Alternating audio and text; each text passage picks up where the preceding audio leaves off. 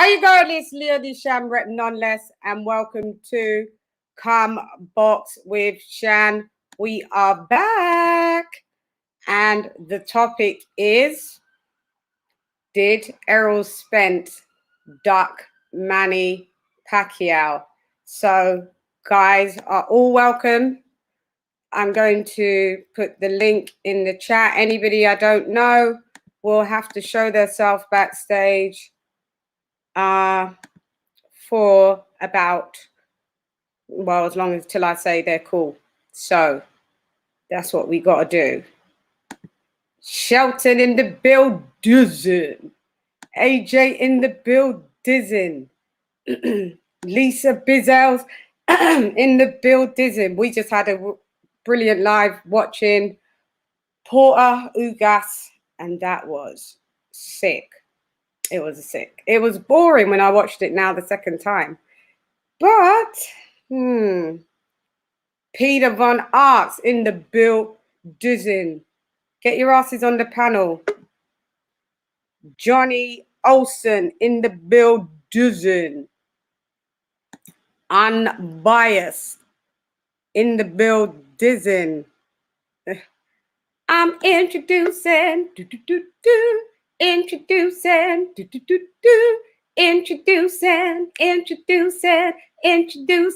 King Shelton Moore. You know the score. What's up, King? What's up, Chan? How you doing, girl? We here in the building. I see that. Let's introduce some more mofos. I'm introducing. Introducing AJ, aka Alex AJ OJ. What's up? He's back. He's back. Yes, he is. Yes, he is. Johnny. So, Chan, this is what I'm hearing. Another person. Oh, no, somebody else? Okay. Yeah. I'm introducing. Introducing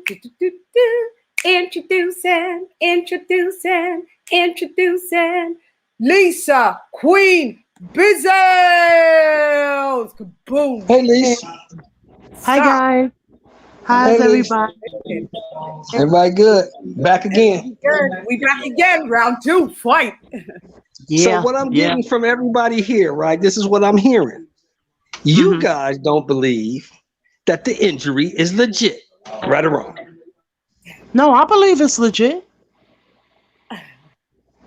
I believe it was legit, right? Until I saw that the other geezer has got the same eye injury or similar eye injury, and they ain't posted him having any surgery, haven't given him any updates, haven't changed anything on the website, nada, nothing, zilch, zero. So that's made me think, okay. OG, what you think, bro? You know what? I mean, we you know what? I think we'll have our answer on how this is all going to be based on how soon Errol Spence returns to the ring. Because how soon he returns, we'll know whether or not this was BS. Well, he said he'll be back in the ring. He can go back to sparring in 4 weeks, and then he's looking to fight in December. So why isn't it just put on hold till December? Why is he not fighting Manny at all then? Because, see, people tend to forget that Spence is not the A side, right? This fight has to be made around Manny's schedule because Manny got a whole lot of shit going on. Manny about to run for president, and who knows? And it's funny. This is what Caleb Plant seemed to have a problem with. Right. Yeah, the same thing. Yeah, I get it. I get that. But see, here's the thing. See, Manny is probably never going to fight again after this because if you know anything about the world and politics, if you are the president of a country, which Manny is probably going to be, you are way too busy to be trying to fight anybody. Yeah. So what? He's gonna have Ugas, his last retirement fight. Damn. What? I think he came out today. I think I saw an article today where he said that he gave a statement. He said this might be his last fight. And you got to remember something else, Chan. You got to remember something else. Manny's sitting on about $180 million. So Manny's not broke. We always say that he seems to have problems with money. I don't know. He shouldn't be like what technically broke, but I just looked up his net worth as of 2021. The man's sitting on $180 million. So I don't know where the broke shit came from. After Floyd fight. Yeah, I don't know where that came from. He's not broke. Because it's always something. They said that. Okay, he owed the government money. So I don't understand how. I don't understand. He owed the United States government money, so he can take the purse from this fight and get them out the way. Right. It's not like the IRS is finna go to the Philippines and get him for. They can't do shit. They can't do a goddamn thing. Yeah. I don't know. So what does he owe? Tax money. Yeah, he's making $15 million for this fight, or 10, or whatever he's gonna get. Whatever taxes he owes can be taken care of out of this purse, so he's not tripping on that. Right. Why isn't his handlers he paying people to address that? He should never have to owe all that back tax. You're supposed to set up. You gotta think so. You gotta remember these people are Filipino, so a lot of times they're not real well versed in the American tax laws. And Manny gives away money real freely, so Manny's known just to give money away. But Manny's been fighting in the American side. He's very generous. So he should know. Yeah, he's been fighting here too long now. Yeah. But you guys are forgetting again. See, a lot of us forget because we live in the real world and we got to pay bills and we got to be responsible, right? Number one, let's keep it all the way live. Most boxers, especially top level boxers, are not the sharpest knives in the drawer. Number one. They're not. That's why they got people to handle that shit for them. We don't hear anything from Manny. These boxers today seem like they're a lot more intelligent than the ones in the past. No, they're not. And I'm gonna give you a prime example. I'm gonna give you a prime example. Got another guest. One sec. I'm introducing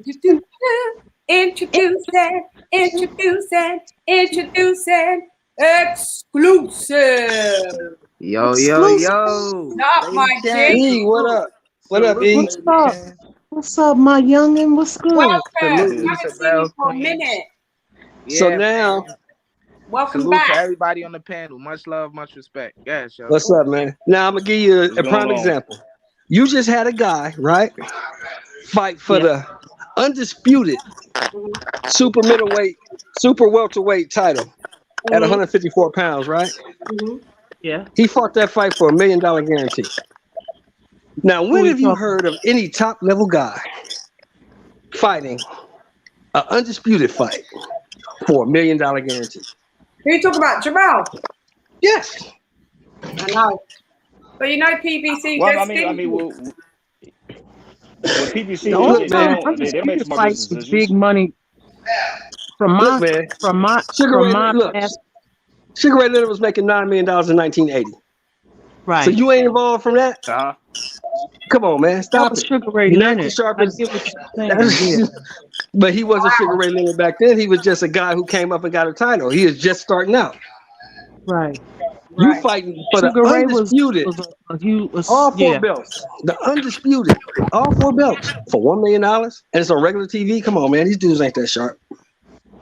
Well, from my past recollection of undisputed fights, usually it's the heavyweight ones. They get the big money. Yeah. The heavyweight is the money. Yep. It always happened. But the welterweight too is the money too. Yeah. Case in point. You know what I'm saying? Case in point. It's not a money division. From the AJ fight. Yeah, 154. That's not a money division. That's a great division, though. It should be big. It should be bigger than $1 million guarantee. Yeah, it should be. In 2021, yeah, for sure. It should be bigger than that. Yeah. Well, what was Josh Taylor's guaranteeing Ramirez? Probably about $2 million, something like that. Yeah, probably about 1 million, 2 million, not that much. Does anybody know their purses for Taylor Ramirez? No, I look looked it those up. up. I didn't know about those. I didn't even know their purses. Well, I don't know. Look it up if you can, AJ. You know, guys. When I look at this whole Try to find out. I'll situation, look it up. All right. when Go I look ahead, at E. Go ahead, E. when I look at this whole situation, I want y'all to take a look at my picture right here on my profile right here. Yeah, I see it. Right here, this picture right here is just very telling. I mean, it just doesn't sit right with me. This picture right here, like Errol, like I don't want to say he's ducking, but I just want these people that don't like Bud to keep that same energy, like Coach Malachi said. Just please keep that same energy. Blow it up, because Chan. Blow up his picture. If the shoe, I can't. Maybe Lady Chan can bring it up. Can I blow it up? Oh yeah, I can. Yeah, hang on one sec. Let me solo you. But yeah, like I was saying, I just want these guys to keep the same energy, because when you bring that to their attention and say if the shoe was on the other foot, people will be calling Bud a duck. When you bring that up to them and be like, oh no, they're so in denial of it, but they know this to be facts. They will call Bud a duck if he was in Errol Spence's shoes right now. And I just want them to keep that same energy. That's all I'm saying, bro. That's all I'm saying. But you know that's not gonna happen, bro. Yeah, I don't know why you wishing on a star. PBC/Spence fans, they're not gonna do that. They don't keep the same energy. It serves them right, because remember, just a few days ago, a week ago, Canelo was a duck. He's ducking Caleb. Remember, Anthony Joshua ducked Wilder, and he was going to duck Usyk. Remember? Who else? Bud Crawford ducked Spence. And I remember Spence. I think Spence made a comment about should he go forward. I'm not fighting. Still to the court to fight with his eye. Everybody that talks about people's eyes seems to fuck up their eyes. And then sorry. I'm telling you now. I mean, Terence Crawford is the boogeyman. I'm just struggling. Of course he is. And what doesn't make sense, I think I was here. I don't know, but he was tweeting a lot. Errol Spence tweeting a lot. He's like, he's not gonna be fighting no tune-ups or whatever. And I was hearing that the winner of the Pacquiao Ugas fight gets him next. Like, isn't it a little bit too premature to be talking about that? Like, how long does that injury take to even recover from? Like, it just don't add up, bro. It don't add up. Well, here's the thing. Here's the thing, right? This is what kills me about the whole fucking narrative that we've been chopping down for about a year now. These guys say they created the LDBC to support all black fighters, right? Mm-hmm. That's what the narrative is. Well, the last time I checked, now I could be wrong, Terence Crawford is black, right? Yeah. He's very black. He's very black. Isn't AJ black? Yeah. He's American. Yep. You know what I'm saying? What about Dillian White? Dillian White ain't black? He's not American. Yep. He's not under the LDBC insurance. But that's not what they said. That's not what they said, Chan. They said black fighters. Isn't Dillian White black? Yep, very black. So why is it that it has to be a black fighter that you like, but all the other black fighters are trash, bums, ducks, suckers? They top ranked Toby, bro. Oh my God. Here's the thing. This is what I see. So basically, what you're telling me is that you have become what you despise, right? Yep. Because you say you want to fight racism, but you're using racist terms to describe fighters that you don't like. Yep. Okay, I was just checking. Make it make sense. You make sense. It's all selective. Fake news. Let me ask you something. Fake news. Oh yeah, there he is. Who has Anthony Joshua ducks? Who is he ducks? What is this dude talking about? Just ignore it. They always try to deflect. It's deflecting. Who has he ducked though? I mean, respectfully, I'm just saying, but who has he ducked? Yeah, who is he ducked? That's why your name's fake news. So exactly, he's trolling, bro. I'm not gonna take that comment seriously. Yeah. But see, guys, you know what? See, exclusive in the panel. Here's the thing. You can't allow anyone to shape or form your opinion. Right. No matter who it is in life. Yeah. You just have to read You read articles or whatever, you base it. Sometimes you have to wait. Sometimes you really find out the truth, or more so the truth, after you wait a few days. When Mm-hmm. you just try to break news or whatever, or not, not that you break the news, but you jump on the news, you find out that it's not always true. Yep. This is what I be saying. Yeah. So So you got PBC butthurt fanboys in the building. Thanks for coming. You know, Did you hear? Hey, Chad, you was on that. Was you on that show with Mel? Yeah. Was you on the show with Mel on the Boxing Boys? No, I had a day off.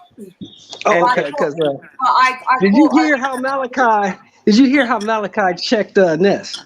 No, I came in towards before he left. Oh man, because he told him straight up. He said, "Look," he said, "I can understand you riding hard the way you do for all these PBC guys. If you was on a payroll, are you on the PBC payroll?" Oh shit. He said, "No, I'm not. I just want to get the interviews." He said, "So you traded? So basically, what you're telling me, Ness, is you traded your integrity for access." Yeah. Oh. I mean, that's what it is, man. Integrity goes a long way. When I said that to Ness, like more or less on my show. You know, sometimes you have to burn down bridges. The art of war, man. Like the 48 laws of power, we burn down bridges. You have to burn them down. You make new ones. We don't care. People can't hold you hostage because you want to say your true opinion because you want access. But fuck your access. I'll make my own access. Right. Sorry, fake news. Sorry, fake. I just kind of believe that if you doing this, if you got a platform like Lady Chan got her platform, if you doing this shit just to get interviews, I think you're doing it for the wrong reason. Yeah. What do you guys think about the undercard? The original undercard. It was just it's trash. The whole PBC card is trash. The whole card is trash. Garbage. Garbage. All right, let me ask you this: do you think it's acceptable now that it's not Errol Spence versus Pacquiao? Or you still think it's not $85 worth? It wasn't $85 worth when it was Manny Pacquiao versus Errol Spence. It's damn sure not $85 worth now. Right. Wow. Who is it? No, Sanchez. You should lower that to $40, the $30. Who's on that? Is it? It's not Sanchez. Ugas was on there to fight Maidana's little bro. I'm just going to ignore that stuff. Who's on the undercard? Refresh my memory. Ortiz versus Ortiz. Ortiz. Guerrero. Okay. So they dug both of them motherfuckers up from the grave. They are beyond washed up. I thought they were both tired. Gosh. I didn't even know. Gosh. Who else? That's the only one that I knew about, the Ugas and Fabian Maidana, but the other it's another fight on there. I don't know those two guys. God, that says a lot then. But here's the thing. Now, let me say this. Let me say this in Errol's defense. Let me say this. I refuse to believe. Oh, fake news. Sorry, fake news has vindicated himself. He's saying, no, I'm people saying he's ducking everyone. But he has the best resume at heavyweight. Our apologies. Yeah. No, I'm sorry. Okay. Yeah. You cleaned that up. Y'all talking a bunch of times, so can't. Yeah. Hey, y'all, this is I refuse to believe that Spence would get to this point, to the biggest fight in his career, because I don't give a damn what he says. Yeah. This fight is 10 times bigger than Kell Brook. Of course it is. This is Manny Pacquiao. Yep. You would get to this fight and duck. I don't believe he ducked. I believe the injury's legit, because he can't be that type of guy. He got to have more heart than that. Yeah. I'll give him the benefit of the doubt, but I'm just saying he's a duck because I know that the Bud haters would say he's a duck. That's all I'm saying. We're keeping the same energy. What was saying, even if Bud had this legitimate injury and did this and pulled out of a Spence fight. He ducked. He's a sucker. He's scared. Yeah. They be calling him a bum. Maybe they be crucifying him if he did this. Yeah, exactly. So that's all I'm saying. We keep in the same energy. Yep. If they all ducked, so did Spence duck then. And I'm gonna keep this sarcastic humor going on for Errol Spence. Yeah, he's a duck. You see the duck mouth I put on that boy. Yeah. You remember when Tyson Fury got COVID inverted commas, and Yeah. they said he does. Well, Snaps. David Wait a minute. Benavidez has got COVID, and he's pulled out the fight. Is that legit? Facts, Chan. Facts, Chan. Fury can make it look good. That's a great He point. didn't make himself look good because of the pictures that was out. CDC and But see, the thing, yeah, right, Chan got it right. COVID, and they Chan don't got it right. Yeah. Chan got it right. Mm-hmm. Can't argue with Chan. She got it right. Mm-hmm. Wait a minute. So this is what I'm saying. We've got the same energy across the board. Whether we like the fighter, don't like the fighter, same energy. And Lady Chan and the panel, look at this. This is what I hate about the fact that this guy, he already came off the near life ending situation, Errol Spence. Mm-hmm. Now he has this. It's just more wear and tear on him. So imagine we get the fight with Bud Crawford, and I think Bud Crawford wins. And when he does win, we're gonna get all the excuse train just rolling in. Oh, it was a car accident.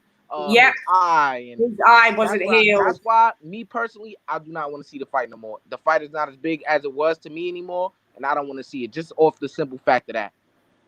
Right. See? I agree with my man. I agree with my man's right there because if Bud, I mean, if he was to fight Bud will knock him out and stop him. Then the excuses are going to come forward. I agree. You know what I mean? He's not going to get the credit. Oh, he was the same since the car wreck. And by the way, my man is like, I just realized that you put the duck up over Spencer's eye. I didn't know that was that photo. That's hilarious. Hey, OG, that's the reason I want to see the fight. Because I want Bud to knock his ass out, and I want to hear the excuses that come afterward. Right. But has it occurred? Spence is passing through a beating, I believe. Yeah. I mean, Bud needs to get his hands on one of these welterweights to make an example out of one of them. Yeah. But has it occurred to anybody that when these fighters have to have physicals prior to the fight? Maybe 10 days out, 14 to 10 days out, yes. Maybe something showed up in the physical, and that's why.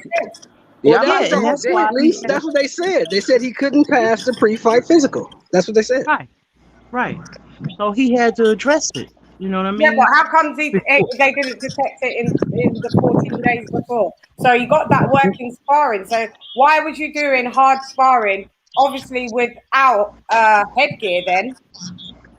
Or that guy hard. Let's ask exclusives because he's training now. But when I trained back in 1970, hang on, who knows 74, 75. I know D Nice. That's my guy. Okay, that's my guy. When I trained back in 73, 74, 75, hard sparring stops 3 weeks before the fight. Now, exclusive, am I right or wrong? That's right. Mm-hmm. Usually 2 to 3. I would say 2 to 3. Like the week of the fight, because usually no sparring going on. Yeah. Right. Because from 3 weeks on until the last week, because the last week of the fight, like exclusive says, you don't do anything.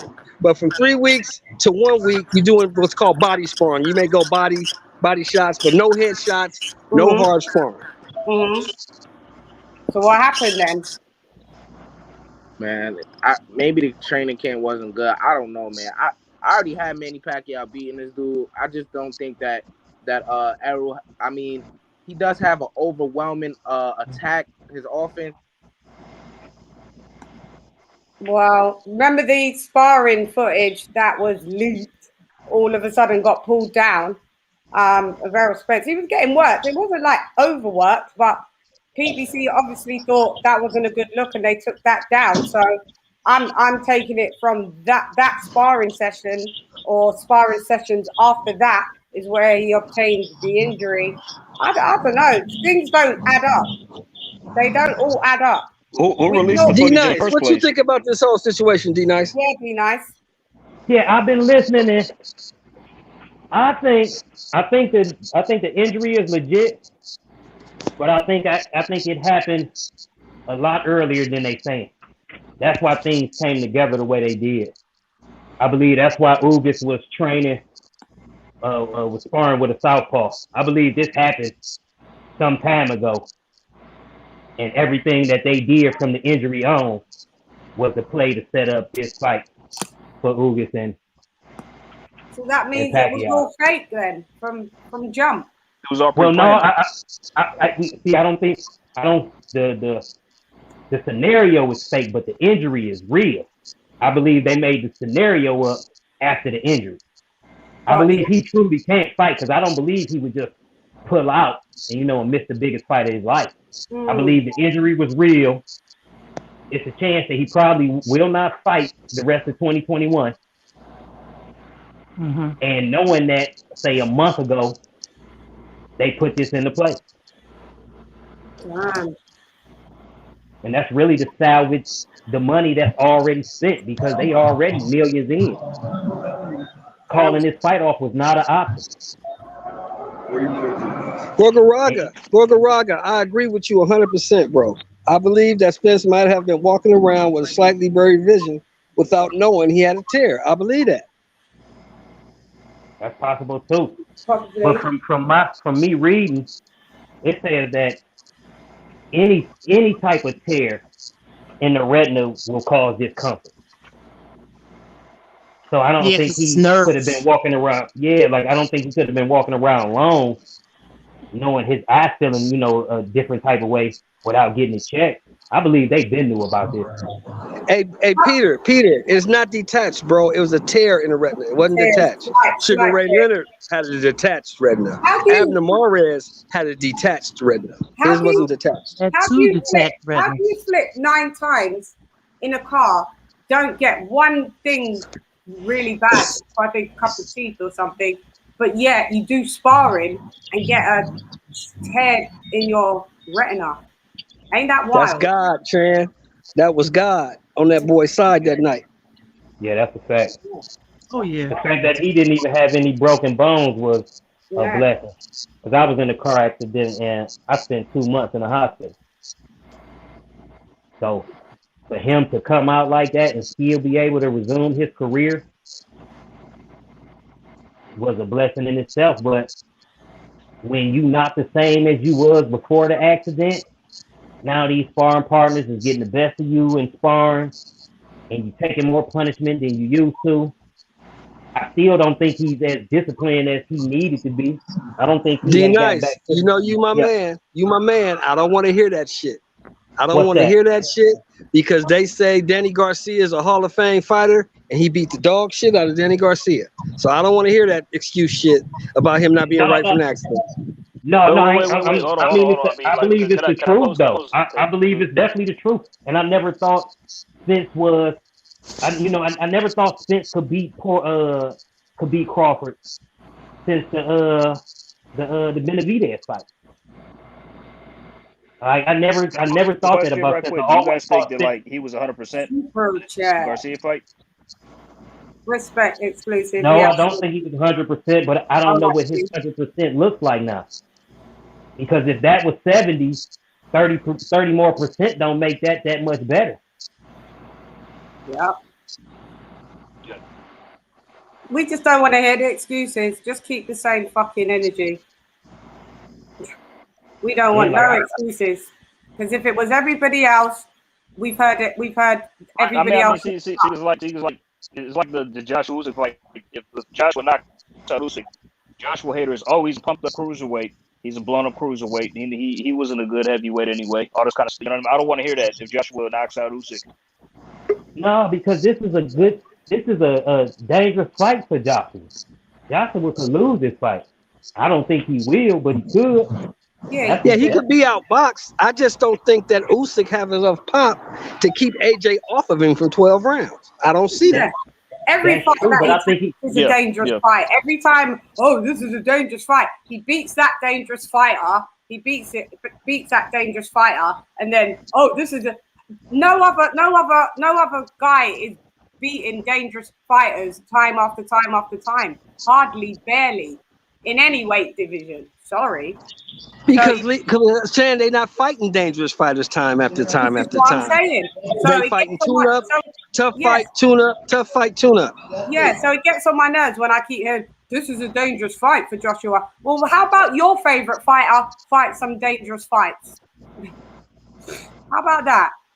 Oh, no, I agree with you. Like, I'm commending Joshua because he's taking a dangerous fight. Like, people act like Usyk isn't a dangerous fight, man. This is a good fight. This is a solid test for both men. Mm-hmm. If AJ win, you just knocked off this up and coming height that was on your tail. If Usyk win, he catapulting to another, to another level. Yeah, be stellar. You know, it's a lot on the line for both of these guys. Yeah. And if they're not in there on their A game, somebody gonna lose. Peter, Yeah. Peter, check this out, Peter. Bud is waiting. He's gonna make $5.5 million no matter what. Porter has to accept the fight. The WBO has mandated the fight. Bud is waiting for Porter to accept the offer. They have until the 20th of August. If they don't make a deal by the 20th of August, the fight goes to purse bid. The fight's gonna happen. Porter just has to accept I it. hope Eddie gets it. I saw an can't interview wait with for Terence that Crawford fight. today. He said the fight's most likely going to go to. He said it's going to go to a purse bid probably. I saw an interview Yeah, with I Crawford today. hope He said they're Eddie negotiating, bids but for it's it. going to go to a bid. I reckon Eddie Hearn will get the fight. That'd be sweet.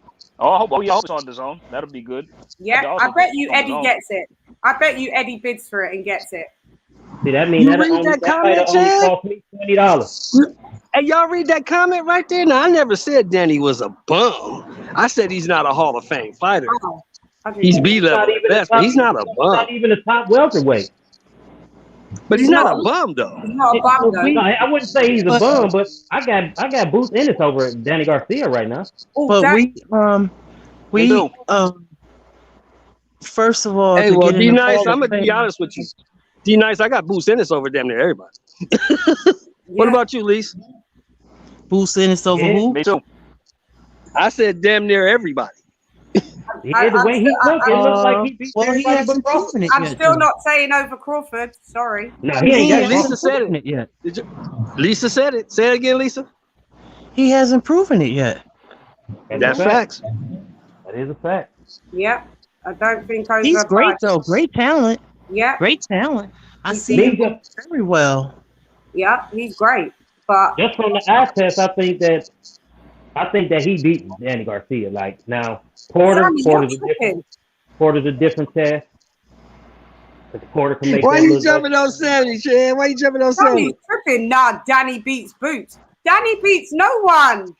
He's going up to 154, and he beats no one there as well. No, he don't. Not unless it's like an absolute An a absolute bottom novice. 20. Yeah. Yeah, like a bottom Yeah. 20 fighter. Yeah. Yeah. Hey, y'all better be cool. Exclusive love, Danny Garcia. I mean, Sorry, that's all right. It's all right to root for your fighter, but Danny Garcia ain't what they made him out to be by a mile. Nope. Yep. He barely beat Red Cat. Very true. Very true. Sorry. Yeah, you went to this is where Red Catch. Yep. He's not elite. Danny's best days was at I think 140. what's funny is like Red And Catch even is size. there, Like he goes He to should have Danny stayed at Garcia, 140. He and the should Red have Catch stayed at gets no reach 140. stroke rate. He ran, like said, like at 140, he ran from Postal Yep. because that would have Hey, been Victor a tough Post fight to the for him. side. So that's why he went to 147, tried his luck there, just never did anything good there. Now he's going to 154. Nothing's going to happen there. Could you imagine Danny Garcia against like Jamel, like Charlo? No, I don't even think he could beat Lubin. So, you know.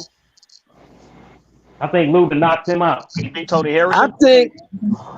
No, he can't beat Tony Harrison. No. Tony Harrison outboxed the shit out of him. That'd be a I would boxing like for win. Danny. You know what I would like? I would like for Danny to stay at 47. Let Josh move up. I think that'd be a good fight for Josh at 47. He boxed the shit out of Danny. Yeah, Josh, Oh, he was destroyed, Danny. he was. Josh he was- Taylor. Yeah, he Josh was Taylor. just, Oh yeah, that'd be a blowout too. yeah. We got a new panel member. Oh yeah. Hey, Rasclaw, 222.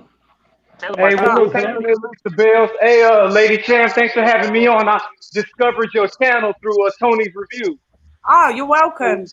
You're Yeah, welcome. salute there, because I heard y'all on there with that racist clown. Whatever that clown was trying to debate y'all on Wilder or something. That's what I heard you on. Hey, real quick, I want to respond to Sami Ali in the chat. The reason why I call Danny Garcia a bum is because at 147 he lost every single big fight that he fought in, Yep. and he lost convincingly. Facts. Danny Garcia Facts. is a straight bum. did. Facts. he I can't argue with you, brother. Every time he stepped up, he lost. Every single time. Every time he stepped up, he lost. Yep.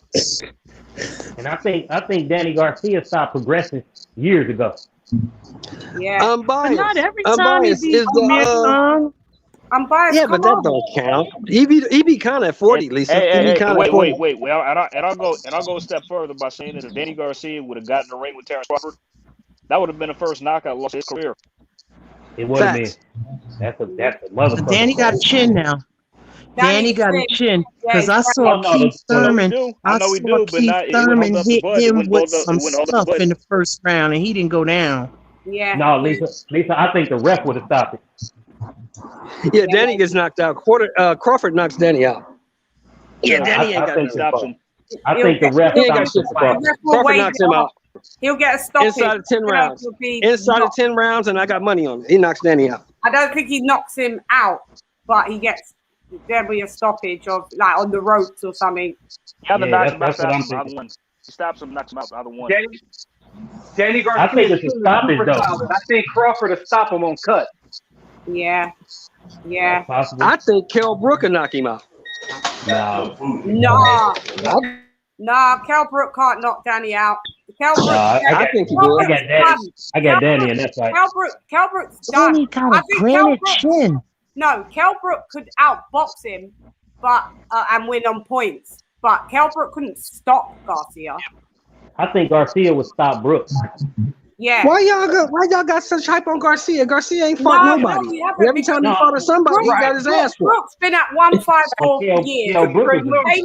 He came down to fight Bud at 147, and that just wasn't a good look for him.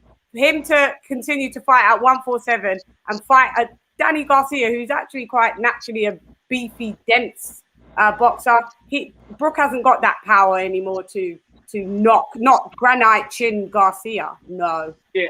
I'll tell you guys. Without boxing, but that'll be no stoppage. He should have fought Post Style when he was at 140. That would have gave him maybe Post Style would have gave him more. He paid Post. He paid Post to step aside. Tony, you need to get your ass on the panel.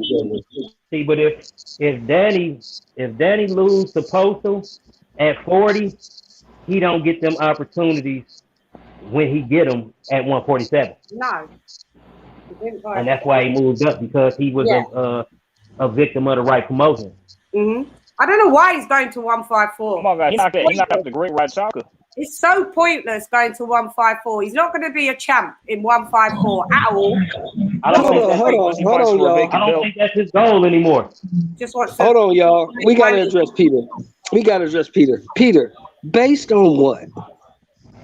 Based on what, Peter? Is it this comment? Virgil will give Crawford all he wanted. Based on what, Peter? Crawford will beat that dude up, man. Let me tell you something. Nobody coming forward with that style that Virgil Ortiz got is gonna beat somebody like Crawford. I'm so sorry. That style, you're not gonna beat Crawford. You're not gonna beat Floyd Mayweather. You wouldn't beat somebody like Keith Thurman. That style is way too predictable. And he's not gonna beat Mean Machine. Nope. Peter always does this will tell us. This will tell us a lot about whether or not this is going to be a good measuring stick for Ortiz. If he loses to Kavalauskas, then that just shows us how good Crawford really is. Mm-hmm.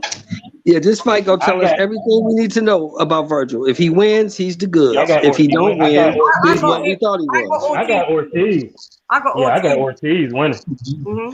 I got Mean Machine stopping his ass. Hey, I could say this though. I could say this about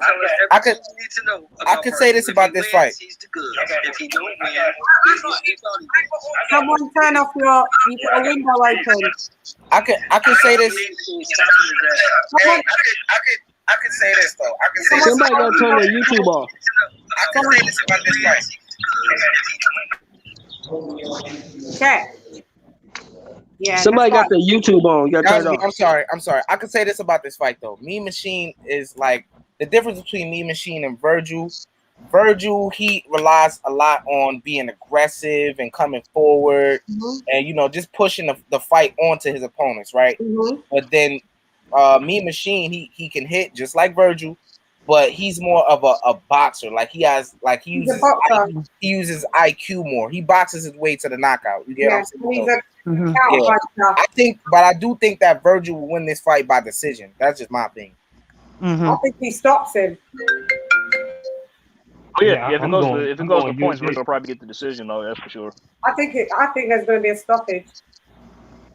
That'd be a statement. That'd definitely be a statement for Virgil Ortiz.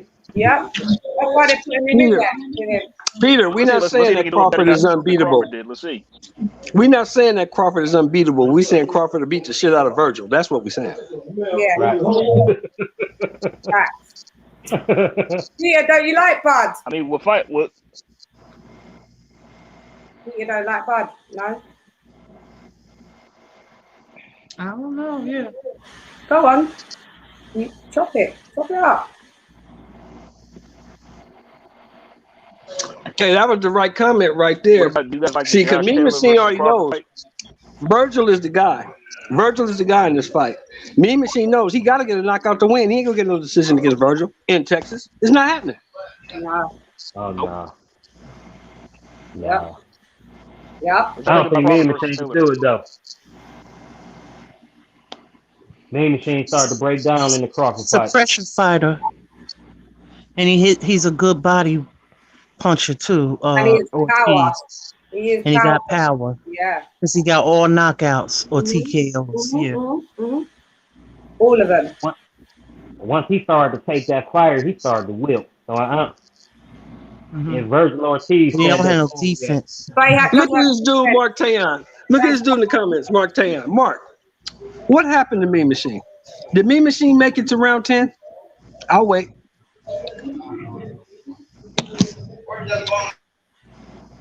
Crawford is the only welterweight right now that got 5 stoppages in a row. I don't care who the competition is. He got 5 stoppages in a row with some names that we all know. Virgil Ortiz been fighting Uber drivers and mechanics. Come on, stop playing, man. That's true, but I still got him over Cavalata.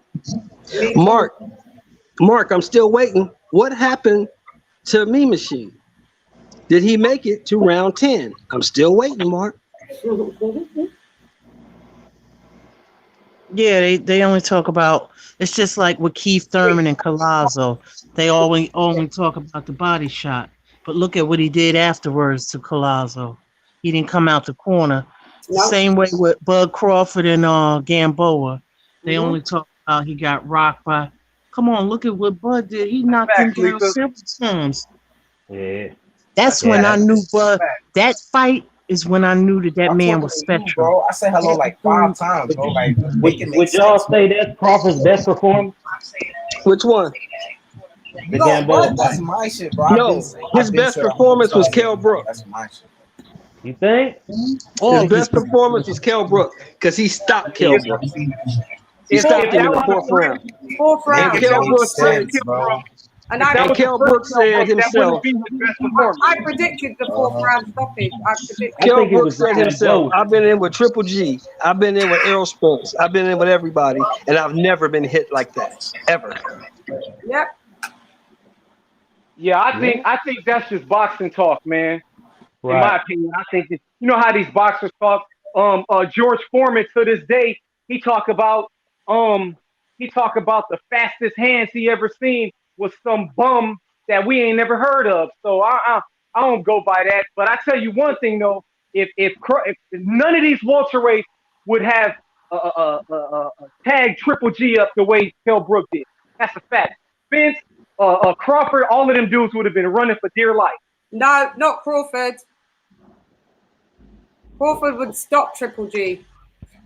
You think so? Yeah. I think he would now. He would now. Now? Yeah. Now. Back then, he would have outboxed him. He was too quick. But now, he stops Triple G. Yeah, I think he takes Triple G out. Safe. He is. Oh, yeah. He ain't trying to lose on his way out the door. Every Wait, y'all said Crawford would stop Triple G? Yes. Yeah, right now, if they I was to don't fight know at about that. A 40-year-old Triple G Crawford stops him. I don't A know. 40-year-old Triple G gets stopped. Stop. No, I Triple G respect is just weight no threat classes. to Terence Crawford. No, I still respect weight Whatsoever. classes. What y'all think about the Crawford Crawford stops versus Taylor? Even Taylor, I love Taylor. Taylor's one of my favorite fighters. I love Taylor, but Taylor ain't ready. Taylor ain't ready. Teddy Atlas said the same sentiment as what I said. Crawford is one of the best, if not the best, active fighter, switch hitter fighter. The best. Say nothing. It's funny how, the best. Ain't it funny how Teddy Atlas' tune changed, Lisa?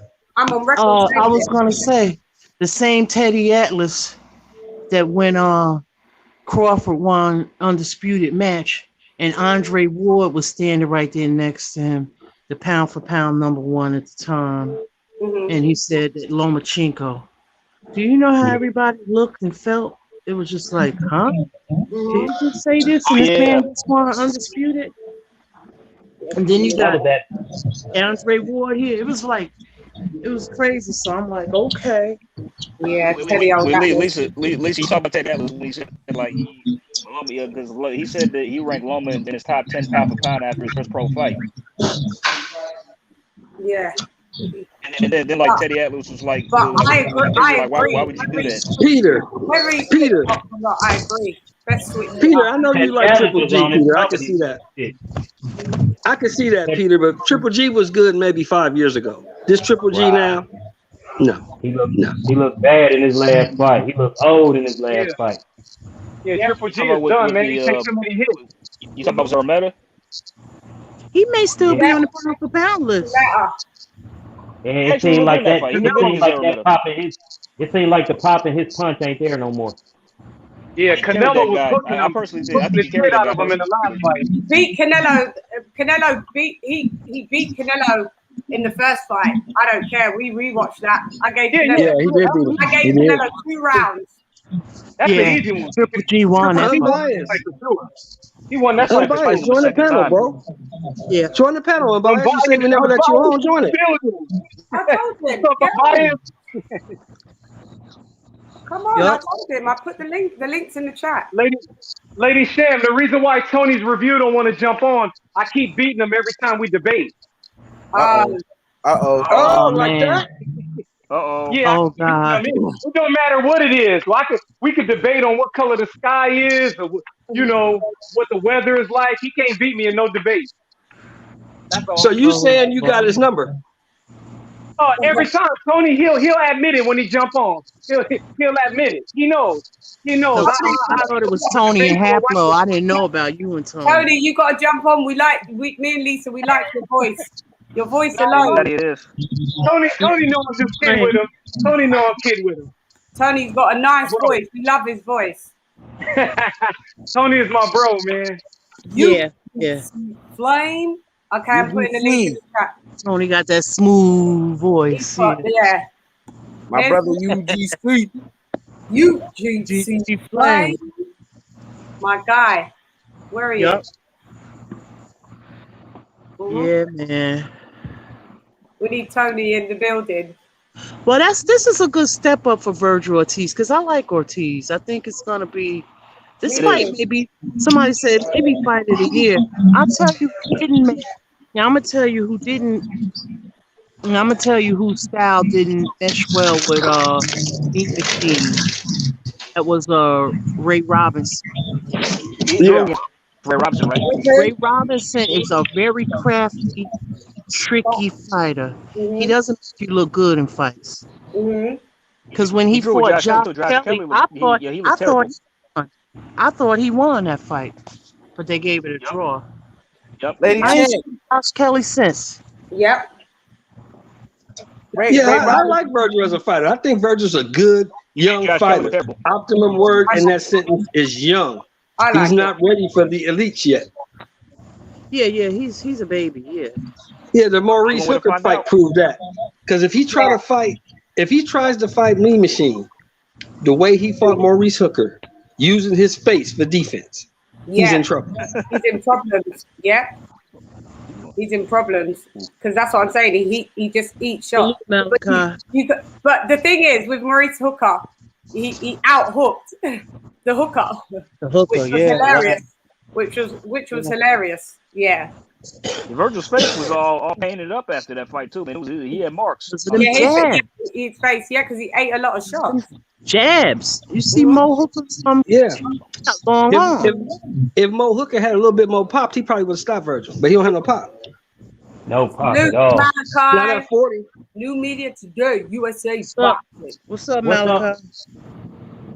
Coach, what up? Someone's coming in. That was a good fight. We got Unbiased in the building. What's up, guys? What's up? Unbiased. What's up, bro? Not much. How you guys? What's up, Unbiased? Not much. How you guys doing? Good. Just out here.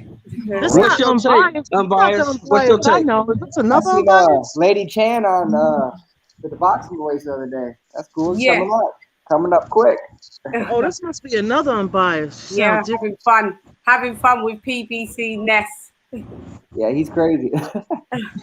Give us your take, Unbiased. What's going on with this topic we talking about? Talking about the Spence or what? Yeah. I don't know. I guess I kind of feel like I'm a little bit conspiracy theorist. I don't know. I always felt like I don't know, like PBC thought that Manny was going to get his belt back, you know? And then to me, it's too much of a coincidence that both of the fighters got an eye injury. And then, you know, they ended up, now that Ugas gets in, it just seems like way too much of a coincidence for me. So I just think that they thought, well, hey, let Ugas get the third belt. And then, get a belt, and then they can fight for all three, you know? But, I mean, that's just me being a conspiracy theorist. I mean, I hope that I don't hope, but I think that it could be real. But I just, if it was us, right? I mean, if we had that injury and everybody's speculating, wouldn't you just put up a picture of the paperwork or the doctors or anything saying that, here, look, I'm not lying, you know what I mean? I would. You know, like, yeah, I mean, it's that easy. Here's my doctor stuff, you know, like you would just take a picture. But, I mean, I don't know, maybe he just don't care about it. I mean, you know, who are they? I'm not lying. I mean, you know? Well, at the end of the day, in this age of transparency, we need to see sometimes now. All right. Chance in the age of transparency. I like that, Chan. That's a good term. Yeah. All that, you know, like, I mean, you could just shut us all up with one, excuse my language, one picture, you know what I mean? Just take one picture and you could shut us all up. But I mean, I don't know. It just seems too convenient and too easy for them to hey, you know, we're going to let them two fight and then we'll fight early December or early next year, you know, and then wait for Crawford to come to PBC, which is what they think. That's not going to happen, though. Let me ask this question to the whole panel, and I want to start with D Nice. Let me ask this question. UGC, my man. Let me start with D Nice. I want to ask this question. After this Ugas fight, D Nice, does Manny fight again? I think it's a 60-40 don't. I think it all depends on how quick Spence can get back. If Spence recovery takes, you know, a set amount of time, yeah, I believe Manny Pacquiao could be the fuck out of there. Mm-hmm. Unless they somehow like Crawford fight Porter, whoop Porter, and they come up with a way to pay Pacquiao all that money. Keep going. Everybody else, I want the question answered by everybody. Keep going. Is Manny? Go ahead, Toney. You ask Toney it. Tony's reviews. After this Ugas fight, does Manny fight again? So first off, we're gonna do it like this. How y'all doing tonight? No, I'm just playing. But anyways, off of that. So does he fight again? Does he fight again? Y'all with that one, bro. You fucked me all the way up with that one. Real low. I can't talk like that in my videos. Yeah. You get but more anyways, does he fight again? I don't know. I would say that if Manny would have beat Errol Spence, he definitely would have gone for Bud.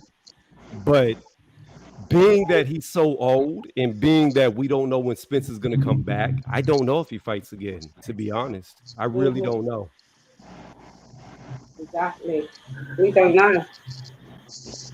Because my thing is this: at the end of the day, Manny knows who the hardest fight is, and that's Bud Crawford. So if he's going to retire fighting anybody, it'd be against Bud. He's not going to fight Bud, go through a war. Even if he won, he'd go through a war and then be beat up against Spence. He'd rather go against Spence than Bud. Mm. So he might be done after. Hey, this. there's videos of Freddie Roach saying that he thinks that, you know, Crawford is the closest thing to Mayweather and that he doesn't want Manny to fight him. That was like 3-4 years ago. So I think they know, you know, they don't want to fight Bud, in my opinion. Out of this group, I would say that, and that's not comparing, you know, style, but as far as talent, yeah, he is the closest thing to Mayweather. Yeah, but Bud likes to fight more. He doesn't just, you know, I mean, no, I ain't gonna say that. Can't say that because at 30, 35, Floyd used to bang out. Yeah, before. Yeah, but that was at 30, 35, and that was in 2002, 2003. That's a long time ago, D-Nice. Yeah, that's true, but it was a time when Floyd used to bang. It's like, he knocked everybody out. But he banged as much as Crawford right now. Crawford has he knocked them all out. Right. Crawford is definitely Crawford to Floyd because Crawford take a little bit more hits than Floyd. Yep. That's too.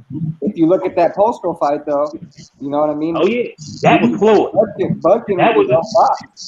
That was a Mayweather performance against yes, it was. And he has that in his back pocket anytime, you know. But if he doesn't feel you're a threat, like Mean Machine, he's gonna just come forward at you. Like, okay. Exclusive. That's what people forget about. That's what people forget about Crawford, man. He got so many ways to get the job done in that joint. Right. Exclusive. Does Manny fight again? I'm gonna break it down like this. Like, if the Errol and Pacquiao fight would have happened, I had Pacquiao winning. If he would have won, I just don't see him fighting. Just the simple fact that he has so many responsibilities and things like that in the Philippines, and I just don't see him like defending his belt or being available enough to defend his belt, especially fighting Crawford. I don't think he would fight Crawford. I think he would have dropped the belt, and guys like Virgil Ortiz and Jerome Bruce Ennis would have got an opportunity to fight for a vacated belt. Yeah. Well, that's still a possibility if you think he's not going to defend. Yeah, because at the next election cycle, he's running for president. And if anybody knows anything about life and politics, a president of a country or a guy running for president is way too busy to be fighting anybody. I don't know about that for Pacquiao. I think the 16 over there, I think they got all that mapped out. I don't think it's like in America. Like, so you say he in regardless, huh? That's what I feel like that. I feel like he's about to be president. I think he gonna win. Like I think that's already. That's already in the book. I think if he were I know this is impossible, but if he were to be president and still defend his belt, that would be some historic shit right there, bro. Yeah, that's impossible. Yeah, that won't happen. That won't have. Just the security concerns alone is too big. Lisa Bales. Yeah. Does Manny fight again? To be honest with you, I think this may be his last. Because, I mean, think about it. He's running for president, right? Yeah. Don't you have to have your faculties for that? I mean, he's already been fighting for I mean, I just don't see, he's going to be busy. I just don't see how he's going to put himself and how he's going to have the time to fight. Yeah, and the energy. Yeah. I don't know when I don't know when he starts campaigning. That's the thing. I don't know how it runs in the Philippines. You're gonna need the money for that campaign. I think he can campaign and train if he wanted to. Hey, Manny Pacquiao is sitting on $180 million exclusive. He don't need no money. That's what he don't do. I don't know what that man's sitting on. But that's I looked up his net worth, and his net worth is at $180 million. The network can tell you something that That may be factual, but that doesn't mean that's the money he got right now. Well, they said it was in 2021. So last time I checked, this was 2021. Mm. So they might be wrong, but he ain't broke. Manny's far from broke. OG, I believe that. does Manny fight again?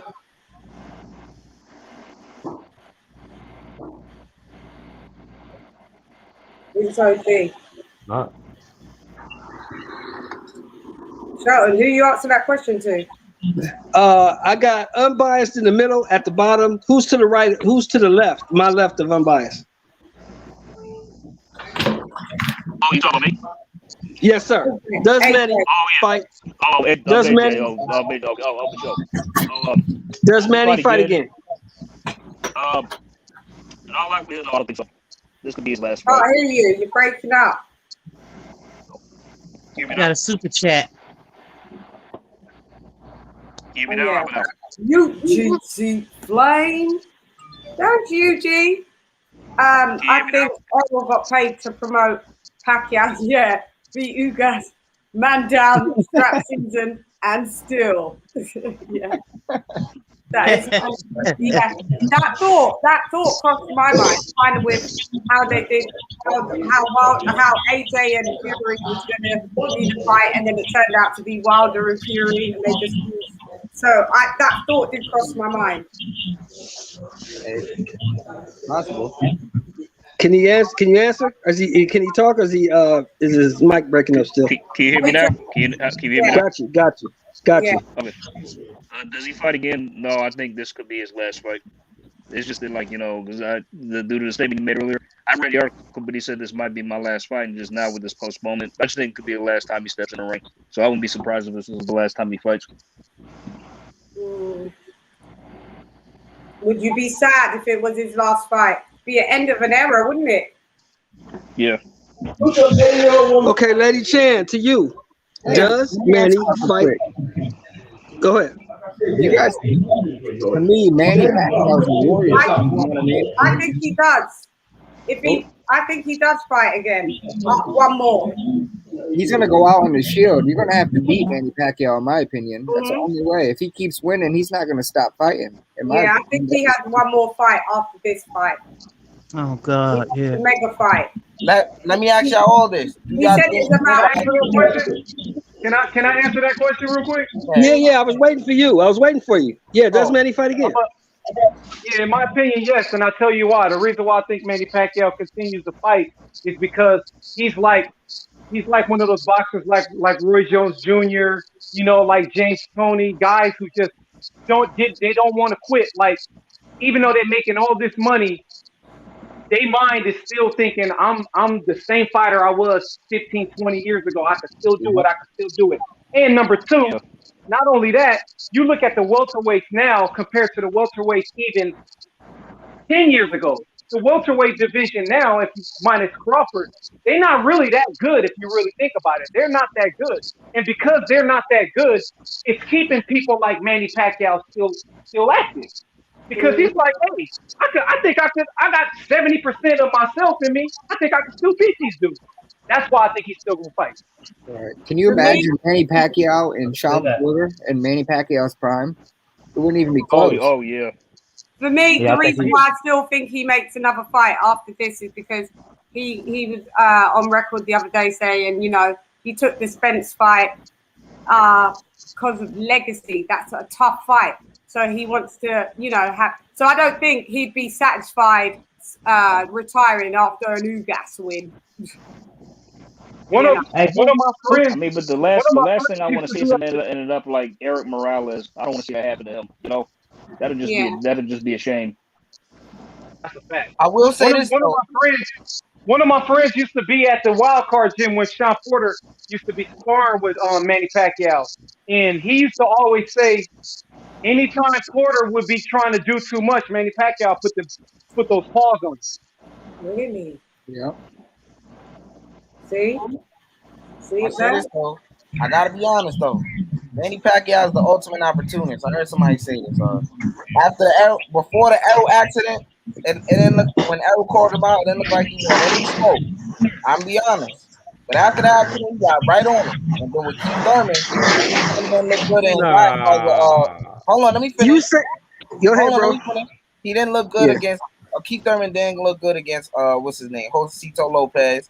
But you know, he still did a pretty, I would say, a solid job in that fight. But he almost got hurt. He almost got knocked out in that fight. You feel me? So I think Pacquiao seen that and he wanted to smoke Keith Thurman. Okay, can I I rebuttal agree. that? So, hold on. Let me say why I disagree with that.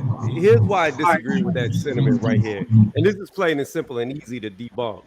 First off, Manny didn't want Errol Spence. He wanted Terence Crawford, who was considered the other best at 147. However, hold on. Terence Crawford never signed the contract. That was put out by Bob Arum that the contract was never signed by them.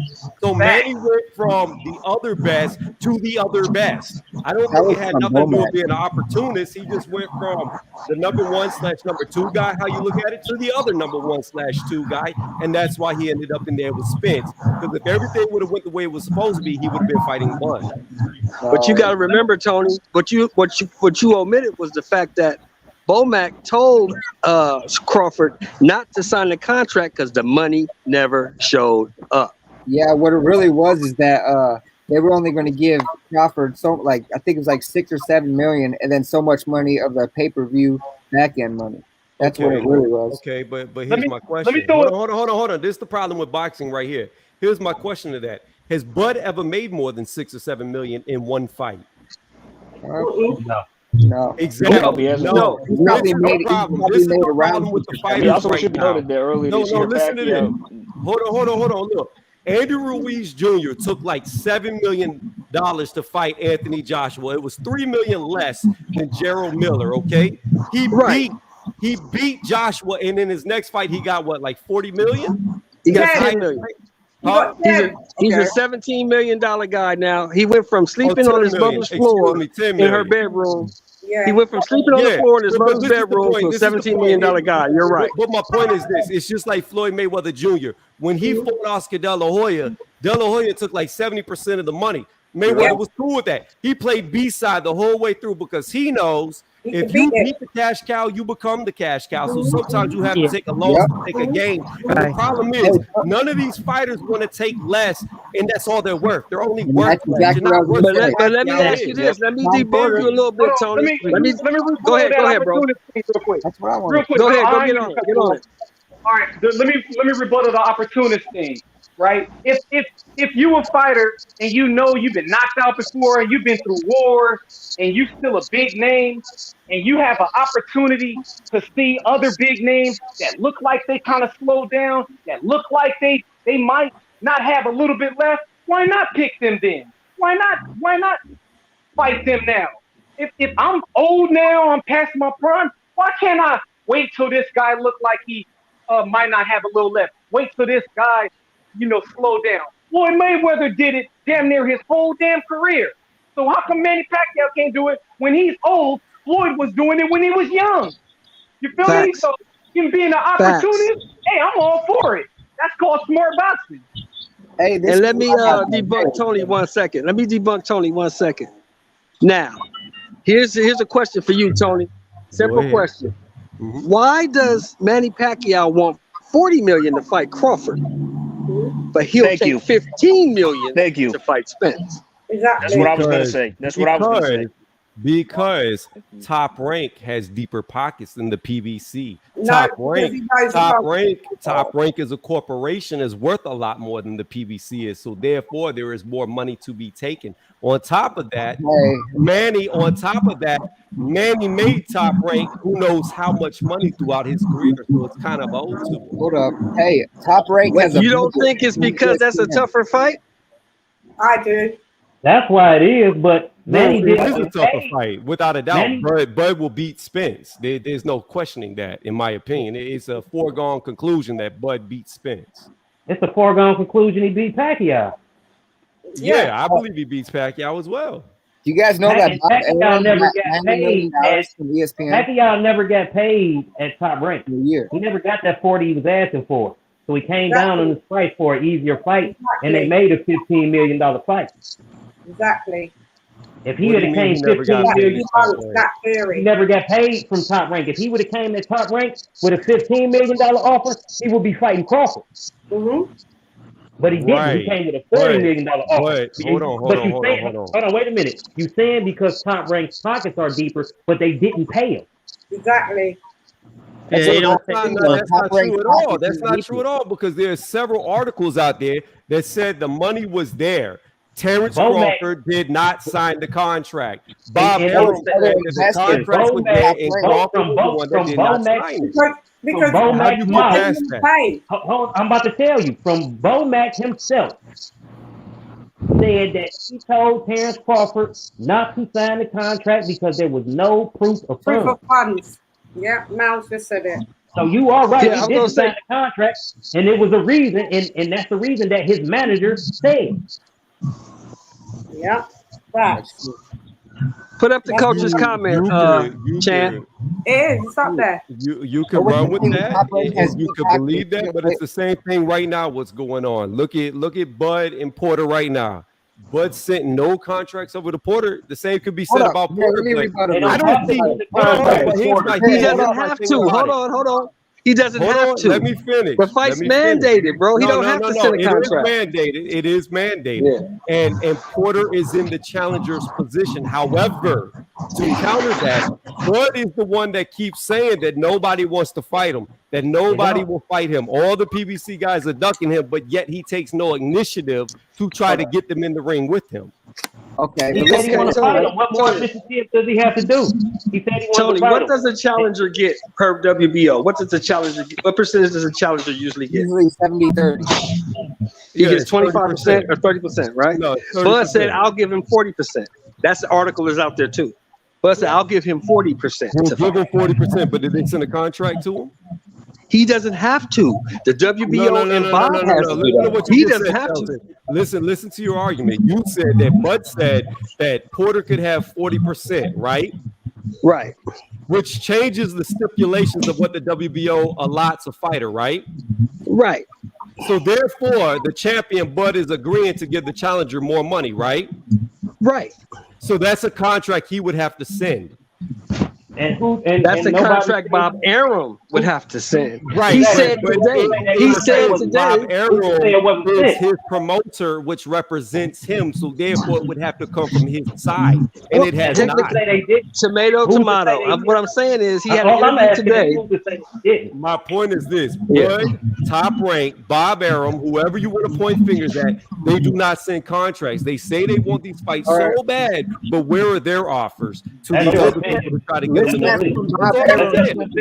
believe Bud beats them all. I believe Bud beats every single one of them. But at some point in time, you've got to ask yourself, why are these contracts not coming from Bud? Okay. Well, here's the thing. He did an interview today with Teddy Atlas, and what he said verbatim was this: He's waiting for. We are waiting for Porter to accept the offer. If he does not accept the offer by August 20th, the fight goes to purse bid, and we will go from there. But the fight is happening. That's what he said. I also heard that, and I heard it differently because I heard Bud say that we are waiting for an offer from them, and if we do not get one, it will go to purse bid. I never heard that they said, no, he never said they said anything to Porter. He said they were waiting for an offer from Porter, and if it doesn't come, then it goes to purse bid. So therefore, again, I must say, nothing has ever come from their side. Okay, so listen. Okay, I'll give you that. I'll give you that. Hey, guys. Hold up. Let's start from the beginning. So then Bob Arum, right? He knows what it was. He offered Sean Porter $1 million, right? He declined it. He offered him $2 million. He declined it. That's Bob Arum knowing that I'm not going to come out of my own pocket and give you this much money when I know that this is, to me, it's going to purse bid. So he's not going to send an offer because when it comes down to them fighting, Crawford has to give him like 10 or 20% of his bid. So he doesn't. When it goes to purse bid, he doesn't have to put up the money, and he can still make money. That's a business move by Bob Arum. It sucks. It's not right. They offered him 2.5. Right. I mean, so Bob Arum ain't gonna give you more money when he can just sit back and not even put up the money and possibly lose money. I'm not saying that he should give him more money than what he has to spend. I'm not saying that at all. All I'm saying is, when you want to get the Errol Spences into the ring. Right. It's a two-way street. You can send the contracts too, but they never have. That's And all I'm you go saying. vice versa. And I believe without a doubt, Bud beats Spence easily. I would not be surprised if he knocks him out, to be honest with you. I would not be surprised. But at the end of the day, why isn't he sending any paperwork to try to get Spence into the ring? Because when it comes down to it, Bob Arum and PBC and Al Heyman, it's really neither one of us is a huge pay-per-view star to me. I mean, yeah, what's it going to do? If it does 700,000 pay-per-view buys, that's still not a big fight in terms. You know who wasn't a pay-per-view star? You know who wasn't a pay-per-view star? Deontay Wilder until he fought Tyson Fury. Exactly. That's what I'm saying. Imagine wait. But listen to why I said that, because that's Top Rank and PBC working together, just like it will be with Bud and Spence. PBC, Top Rank working together. They took two guys who were not big pay-per-view stars and turned them into it. They could do the same with Bud and Spence. Rematch clause. And this is something we forget. This is something that all boxing fans tend to forget. We forget that Bob Arum sued Al Heyman in 2015 and he won. Al Heyman is probably still pissed off about that. That's one of the reasons why PBC and Top Rank don't do business. Why did he sue him? Because Al Heyman decided he wanted to go around and start buying up all the TV time and buying up all the fight dates. Bob Arum thought that was what do you call it? Monopolizing the industry. So he sued him. Okay. Hey, Shelton, let's not say they don't do business now, because they don't do business frequently, but they did do it with Fury and Wilder 3 times. When they have to. Other than that, if Al Heyman had a choice, he would never work with Bob Arum again. He doesn't have a choice. I hear you, media today. Right. And they thought doing the business, the reason why they did business with Fury and Wilder, they thought that Wilder would win, so that belt would stay on their side. And then with Spence and Crawford, it's too much of a risk that the belts would go over to Top Rank. Or vice versa. I'm with Chan on that. I always said that. Chan knows I said this from the day I met her. Yeah. Fucking Wilder versus Fury was a cherry pick that went bad. Yeah. Bad cherry. You're not going to send your prize over there to lose, and then you're left with Sean Porter? Yeah, basically. You know what I mean? That's the truth, though. And then vice versa, if Top Rank loses and Bud loses, which none of us sees happening as far as I can see, what are you left with? Lomachenko? Teofimo, who doesn't even want to be with you anymore? You know? Chan, put up Mal's next comment. Put up the coach's comment. That's a good one. Read it out, Shel. Read it out, Sheldon. Does Al Heyman send contracts to make fights with other promotional companies? Toney's reviews. Can you answer that? I mean, obviously he does. I mean, most recently he was trying to do it with Canelo Alvarez. So obviously he does. I mean, that's just like within the last month he did. And I don't even have to go back in history. And that was because he wanted a 3-fight deal. Regardless if he wanted 1 fight, 2 fights, 3 fights, or 100 fights, he's still sending out a contract to another promotional company. That's all the question asked. Is he an advisor? That's all it asked. I've never even seen Al Heyman. I'm not gonna lie. He's a ghost. You ever watch Power? You ever watch Power? Nobody has ever seen Al Heyman. not in real life. Right. Castaño's is Castaño a PBC fighter or a Golden Boy fighter? PBC. Yeah, see. That's an easy fight to make. That's why he made it with Mel. Yeah. Oh, Toney, let me ask you this. Let me ask you this, Toney. When have you ever seen a top guy, right? A 3-belt champion fighting for undisputed for $1 million guarantee? Yeah, crazy. We talking about Charlo? Charlo got $1 million. Castaño got $500,000 for the undisputed. Right. But again, here's the thing about it. I'm gonna give you a prime example, and Lady Chan should know this. Amir Khan is pure ass. He's always been ass, and he had shitty opponents that made him look good. He has a chin that's made of wet toilet paper, right? However, he was fucking banking in money, still losing. Here's another person from America, Adrian Broner. Has lost how many fights in a row? And when he does his fights, he sells out in his pay-per-view sale. See, the thing about it is, when it comes to the business side, it's not about if you win or lose. It's not about how many titles you have. The payment comes to how many asses you can put in the seat and how many eyes you can get to tune in. That's what it comes down to. Well, That's you can't where the really. finances are made. Well, you can't really compare any of today's fighters to AB. Can sell a fight. I don't give a fuck what nobody say. AB can sell a goddamn fight. That's my point, though, Shelton. This is my point. AB gets paid so much to lose and not let his hands go since he lost to Maidana because he can sell a fucking fight. So even though he doesn't have a belt, even though he's lost multiple fights in a row, and even though everybody knows that whenever he fights somebody, he's going to lose, they still buy his tickets because he's entertaining. Therefore, he gets paid a shit ton of money. However, he doesn't get to see that money because, you know, his daddy Al got him on allowance $1,000 a week or whatever it is. Well, look, Tony, let's be honest. Our whole panel. When Adrian Broner was in front of that judge and about to get locked the fuck up if he didn't come up with that money, who in the hell do you think he called? Call Al. Big fish.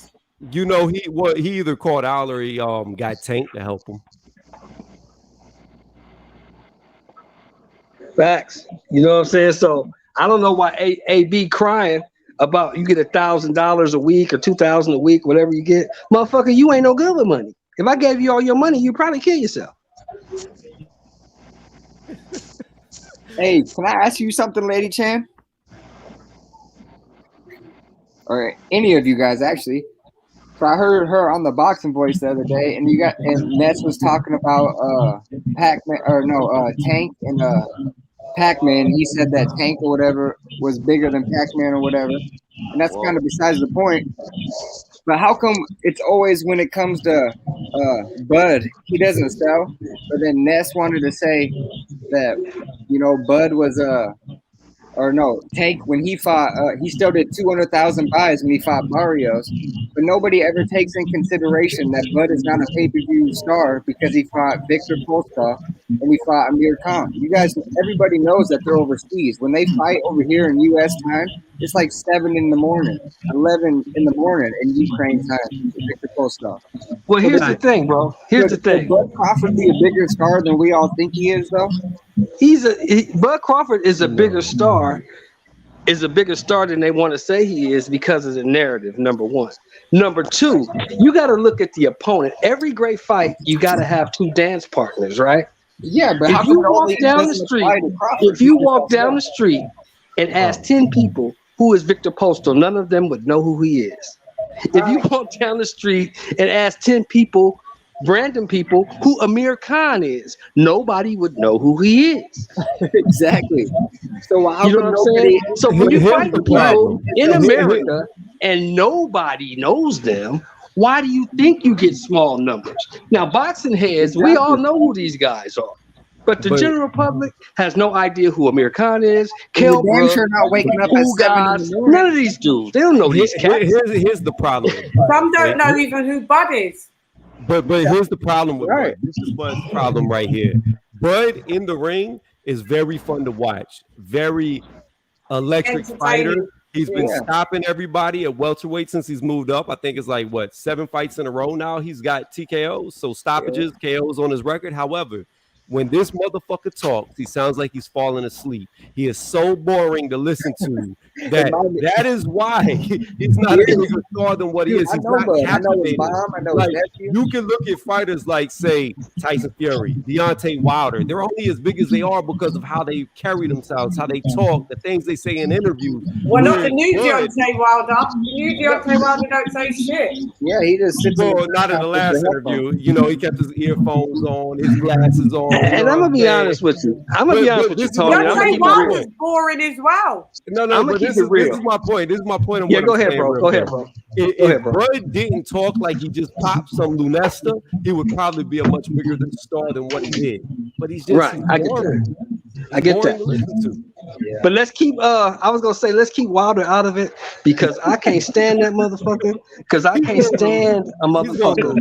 Don't I worry. can't stand a dude. I cannot stand a dude who uses race for personal gain. I think that's disgusting.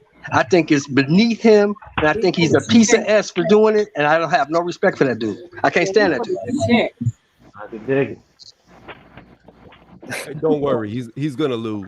Really, truthfully, I'm gonna tell you what I really hope happens. I hope Tyson Fury finds a way out of this fight, and I hope Wilder has to fight Dillian White so I can get the fight that I've been wanting to see for so long and watch Dillian White knock him out, because I know that's what's gonna happen. I know White's gonna knock him out, and I would rather see White knock him out than Fury knock him out. I don't think White can beat him. Oh, White will spark his ass. I promise you. I think White going to sleep with Wilder. Yeah, Wilder, if he catches you, and Dillian White, I like Dillian White as a fighter, but he's kind of chinny, bro. He's been dropped a couple times. And if Wilder touches him, he going to sleep. Wait, let's explore this real fast. What punch has he been dropped by? Only an uppercut. How many uppercuts? How many uppercuts has Deontay Wilder ever thrown? None. I understand that, but he ain't never been hit by He that threw right one hand. against Ortiz. He threw one against Ortiz. He threw one against Ortiz. One. So and knocked him to the ground. One. Yeah. So that's how you'd have to beat Dillian White. He'd have to add that to his arsenal. You'd be stupid not to. What did we also find about Deontay Wilder? What happens when he backs up? He can't fight on the back foot. He can't fight. He can't fight back there. What does Dillian White do to every fighter he fights? Puts him on the back foot. There it is. You waiting on that fight, huh, Toney? Toney, you waiting on that fight, huh? Hey, I've been waiting this shit for almost 4 years now. For 4 years. You know, Dillian White's my favorite heavyweight boxer by far. But I know, like being unbiased, I know he'll spark him. He'll knock him the fuck out. All right. It depends. It depends. I would bet on Wilder in that though. It depends. There's not many fighters that can't be Wilder if they don't get touched, though. You know what I mean? I mean, Ortiz was working Wilder. How do you? Let me ask all y'all a question. All right. So I don't know everybody's name, so I'm gonna go like this. Picture of guns. How do you judge somebody's power? I don't know. Okay. It's subjective. Power is subjective. It depends on the opponent.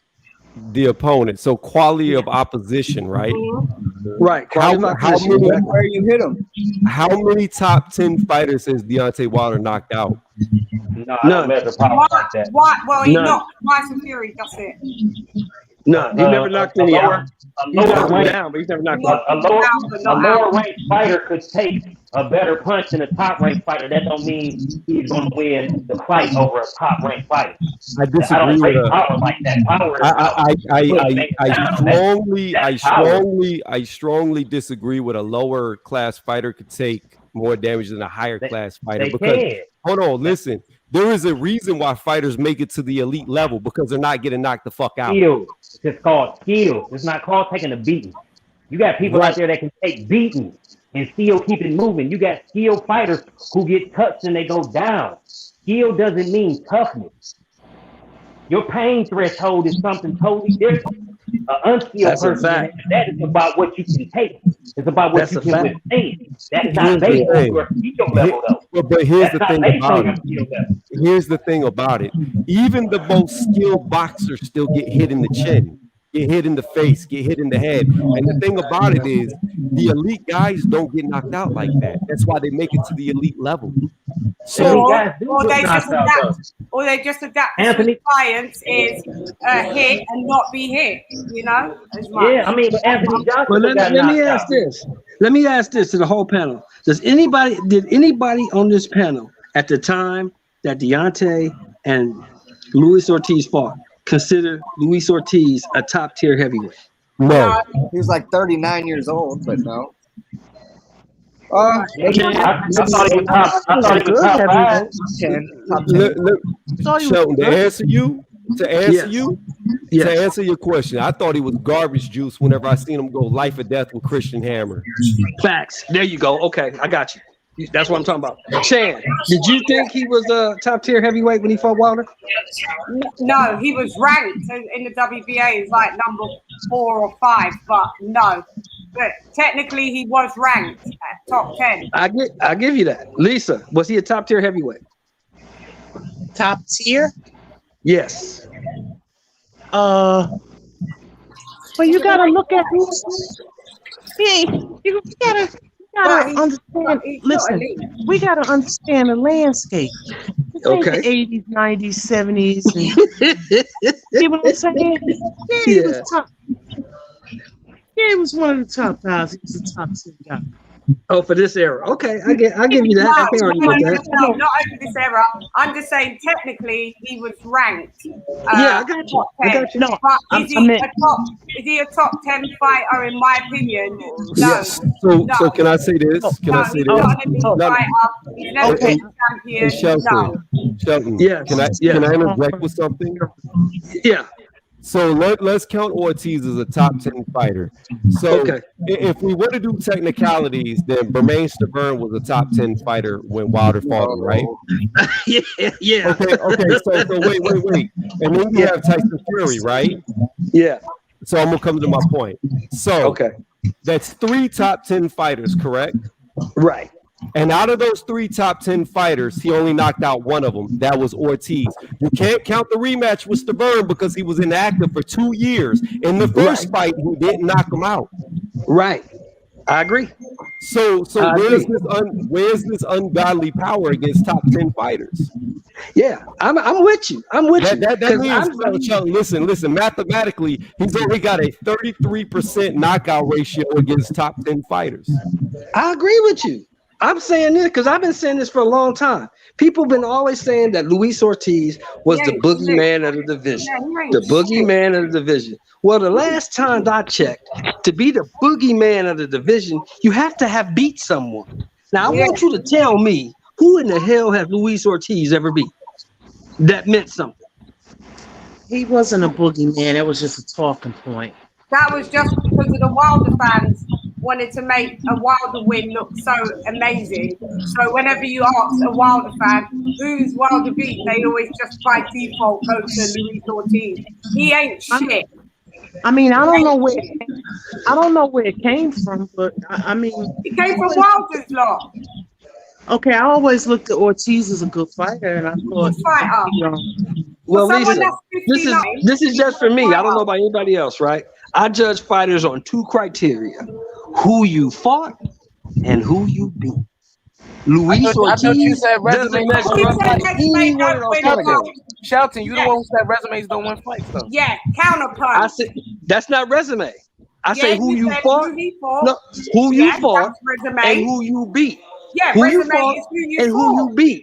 Yes, resume is who you fought, Shelton. And who you beat. Yeah, and that's a different. There's resumes who you fought, and who you beat is your victories. They both on a resume, but a resume doesn't mean the people who you beat on the resume. The resume means just who you have fought. No, my point with that was this. Hold on, my point with that was this. People give Sean Porter credit for losing. People give Danny Garcia credit for losing. You don't get credit for losing. Yeah, look, Danny Garcia has a good resume. He lost. He doesn't have a good resume. He lost. No. See, your people confuse what resumes are. A CV, when you go for a new job, you're going for a new job. The old job you left or you was fired from, but you still put the best job that you was on. You're no longer at that job because now you want the next job, which is the next fight. It doesn't matter. Resume is just who you have fought. But here's the thing about it though. Resumes can win you fights because resumes equivalent to your experience. A case in point to this is Triple D, who fought people who were tailor-made for him to win, got in there with Joe Joyce and quit. He got the fight beat out of him. He lost all his heart because it was the first time he actually fought a live body. If he had been built up with a stronger resume, he may have had a better shot against Joe Joyce, but because he lacked that quality opposition that would have made the experience of that resume, he got his ass whooped. Yeah, what I'm saying is, I get it. there's good resumes, there's exceptional, there's stellar resumes, but a resume is just a resume. Right. And that's how, do you understand? So if you've got a Yes. stellar resume, that shows, you know, that you've got your level of opposition is stellar, then that makes you look like a stellar athlete. But I mean, but your victories are still different from a resume. Okay, then we go with that. I understand, Chan. We'll go with that. Yeah, we'll go with that. I think that's the difference in what we consider resumes. Whenever I say resume, I consider your victories, not your losses. Exactly. If your resume, go look in the dictionary now, Tony. No, but listen to me. Listen, look, Lady Chan, listen. If you go to a job interview and you turn in a resume that shows this business, let's say it's for truck driving, right? So you have to have a CDL, and they look at your resume and you crashed 30 trucks in your last 30 you ain't gonna get that job. Fired, you're not gonna get hired. But if they look at your resume and it's nothing but stellar performance, you deliver your packages on time, in fact, ahead of time, you're going to get hired off your resume. So I don't count shit. No, you're going to get hired. I throw them in the bin. No, you're going to get hired. It's slightly different in a sport, but if you're going to put it obviously to a job, your resume, you're still going to put, when you go forward for the new job, right, you're not going to probably put the jobs that you was fired on, or you're going to put the best. Not. You're gonna put the best. That's on a CV. Cool. Yeah. But a resume in boxing is who you fought, bums, elite, whatever, and then we can judge you from your resume what type of fighter you are. But does Errol Spence have a good resume? Do you guys? Errol Spence has a great resume because he beat losers, other than Mikey Garcia. He did. Unbiased, he did what he was supposed to do. He beat the guys they put in front of him. That's what you can. That's all you can ask from any champion. Beat the guy that put in front of you. Was a nobody until the Errol Spence fight. I mean, not a nobody, but he was just a average, good, not great fighter. He's still an average, not great fighter. Nothing changed. All right, and then who else changed? Danny Garcia. He was average then. Nothing changed. At 154, he paid Victor Postol step aside money. So who does he really beat though? Mikey Garcia, who fought at 135, 140, then moved up to 147 to fight Spence. Mikey was too small. Nothing changed. I'm with you. Nothing changed. Mikey was too small. This was going to be his first real test, and it was not real test, but a real big solidified fighter. And I mean, obviously, like it's not happening. But I mean, he was still 42 years old, in my opinion. See, I disagree. Danny got some Hall of Famers on his record. I know he do. At least from 140. He still has a better resume than Bud. I'll say that. Okay. He's still not great. Put up Sammy's comment. Put up Sammy's comment, please, Chan. Go ahead, Tony. Go ahead, Tony. Yeah, I was just gonna say I disagree a little bit because even though you can make the argument about Danny Garcia, Porter, Kell Brook, even though Kell Brook never lost. Hold on. Let me continue. Hold on, listen. Even though Kell Brook never actually had lost at 147, he went up to 160 to fight Triple G when he lost. So he was technically undefeated at 147. But you could argue that argument. But the thing about it is, the guys that Spence beat, although I don't think there's much difference in a Porter, a Spence, a Keith Thurman, a Spence, a Danny Garcia, a Spence. I think they're slightly different. Those guys are still leagues above the other guys at the welterweight division, whereas they're good fighters. They're all good fighters. It's just I believe Bud is an elite fighter. So when he gets in there with one of these guys who are very on the same level, but they're still way better than the other 147 power fighters, you're going to see the difference in between good fighters and an elite fighter. That's how we at least say Errol Spence still has not fought a great fighter. He's fought good, maybe even very good. But that's my point, though. My point is, he's never fought a great fighter. All the guys that he's fought are good, but they're good enough to be separated from the pack. Like they're the leaders of the 147 division. So maybe not a all-time great fighter he's beat, but he's beat the best at 147 in the division. Yeah, that's how the best. The ones he faced, he beat them. Oh, she's still looking up resume. Look at her. There you go. We going backwards in time. Have a look at it. Where it says not on the left because that's resume. but resume to the right. What it say? It's blurry on my screen. I can't see that, Chan. I'm too old to see that. Read it from me. You can't see it. Well, it looks blurry. One like second. The lettering is small. Chan, I'm One old. second. I can't see that. I'll be 55 years old tomorrow. I can't see that Let me shit. do it correctly. Oh, is it your birthday tomorrow, Cheryl? Yes. Tomorrow. Man, happy birthday, bro. I'm gonna say happy birthday.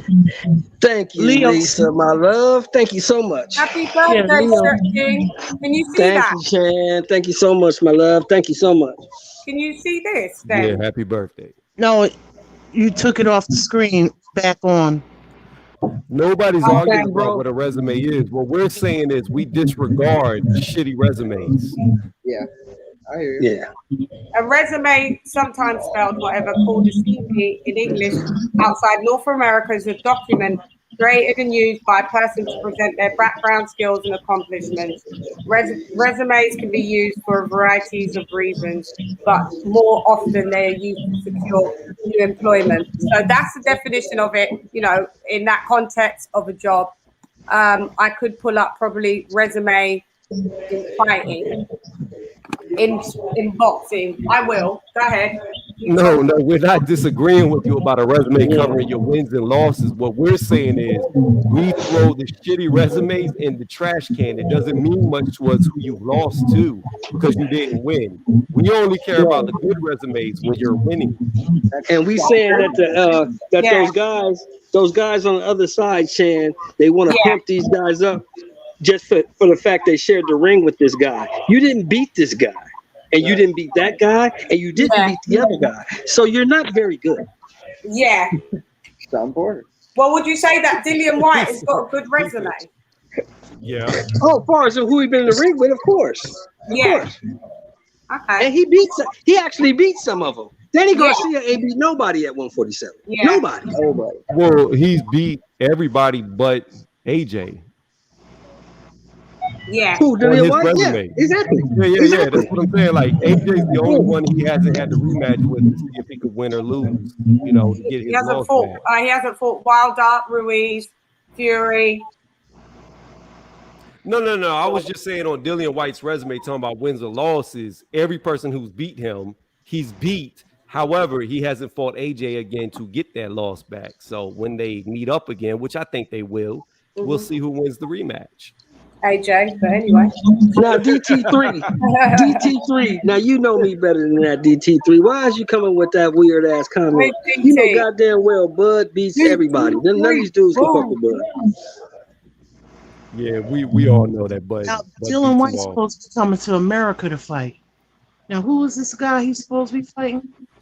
They thrown out several names. Like I don't know. Who are you talking about? Dillian White. They thrown out. They want. Oh well, you don't need to be fighting that Uber driver in America. Just go with Charles Martin. About Jermaine Franklin? You out, fight Martin. Oh, I think he'll knock out Charles Martin more than likely. Yeah, so fight him then. But I will say this: Charles Martin is a better boxer than a lot of people believe. Yeah, he is. For Dillian White, fight him.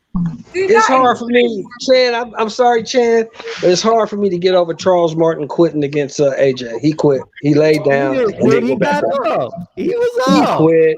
He was up. He was that up. Motherfucking quit. I don't know. I thought the referee shouldn't have waved it off. His mental state was trash as well. Yeah, that's it, coach. See coach's comment? That's what happened. Luis Ortiz beat Malik Scott. That made him the boogeyman of the division. Yeah. Whoop-de-doo. Yo, that was the funniest fight I've ever seen because Malik Scott was trying to take dives all through that match, but Ortiz kept missing punches and he couldn't drop. He tried to drop like at least 20 times that Ortiz missed the shots. Bloody ridiculous that Malik Scott. Ridiculous. They all are. That whole camp's ridiculous. DT3, get your square ass up on this panel, homie. I know.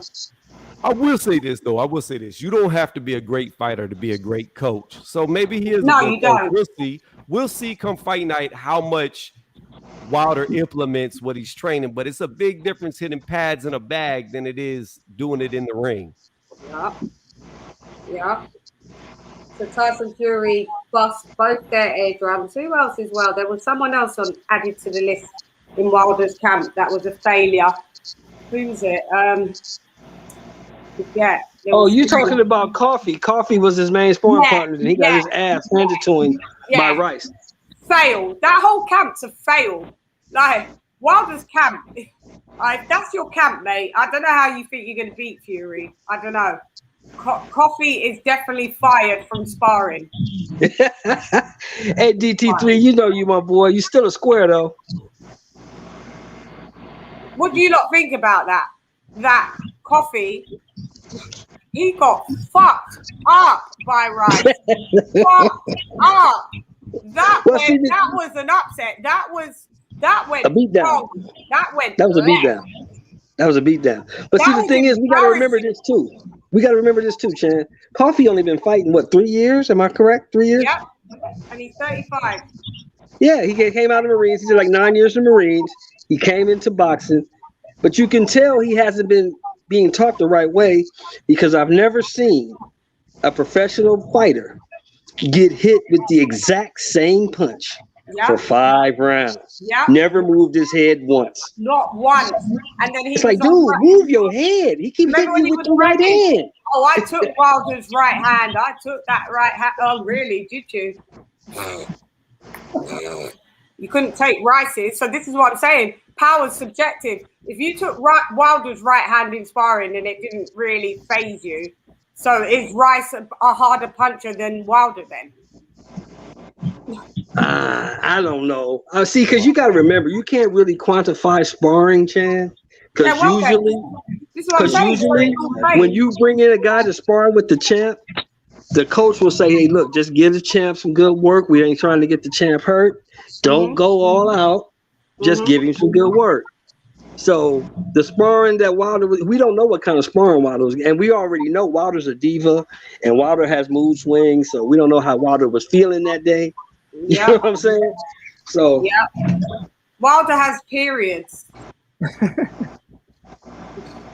He's fertile. You know, when he's ovulating, you can't fuck with him when he's ovulating. Lady Chan, so you like Fury or Joshua? Joshua. Okay. I don't like Wilder or Fury. Yeah, Fury. I don't know. Something's up with him. I think he's on the boogie sugar. Who, Tyson Fury? Yeah. Tyson Fury can box. He's a great boxer, but Tyson Fury don't have no pop on his punches. He has to be coming forward to hurt you. If you can back Fury up, you can beat him. Yeah, I believe so. No, yeah, he's great. He just doesn't have discipline when he's not training, in my opinion. Yeah, he don't. That's what gets him every time. That's why I think this actually got called off, in my opinion. Oh, Chan, drop the link for DT3. DT. He said, still waiting on the link.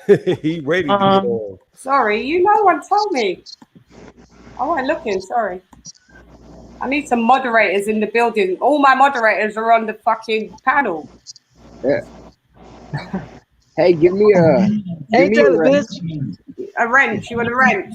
Yeah, please. Who am I speaking to? Which one? Hang on. I'm biased. That's Unrivaled. I'm biased. No, I'm biased. If you get a wrench, you've got to be at 9 out of 10 of my lives. Of course. There's 1 day off. Yeah, I'm going to be on the panel. Yeah. 1 day off. 1 day off. Right. I got you. Okay, let me put something in the comment section so I can find you like that. It's easier for me.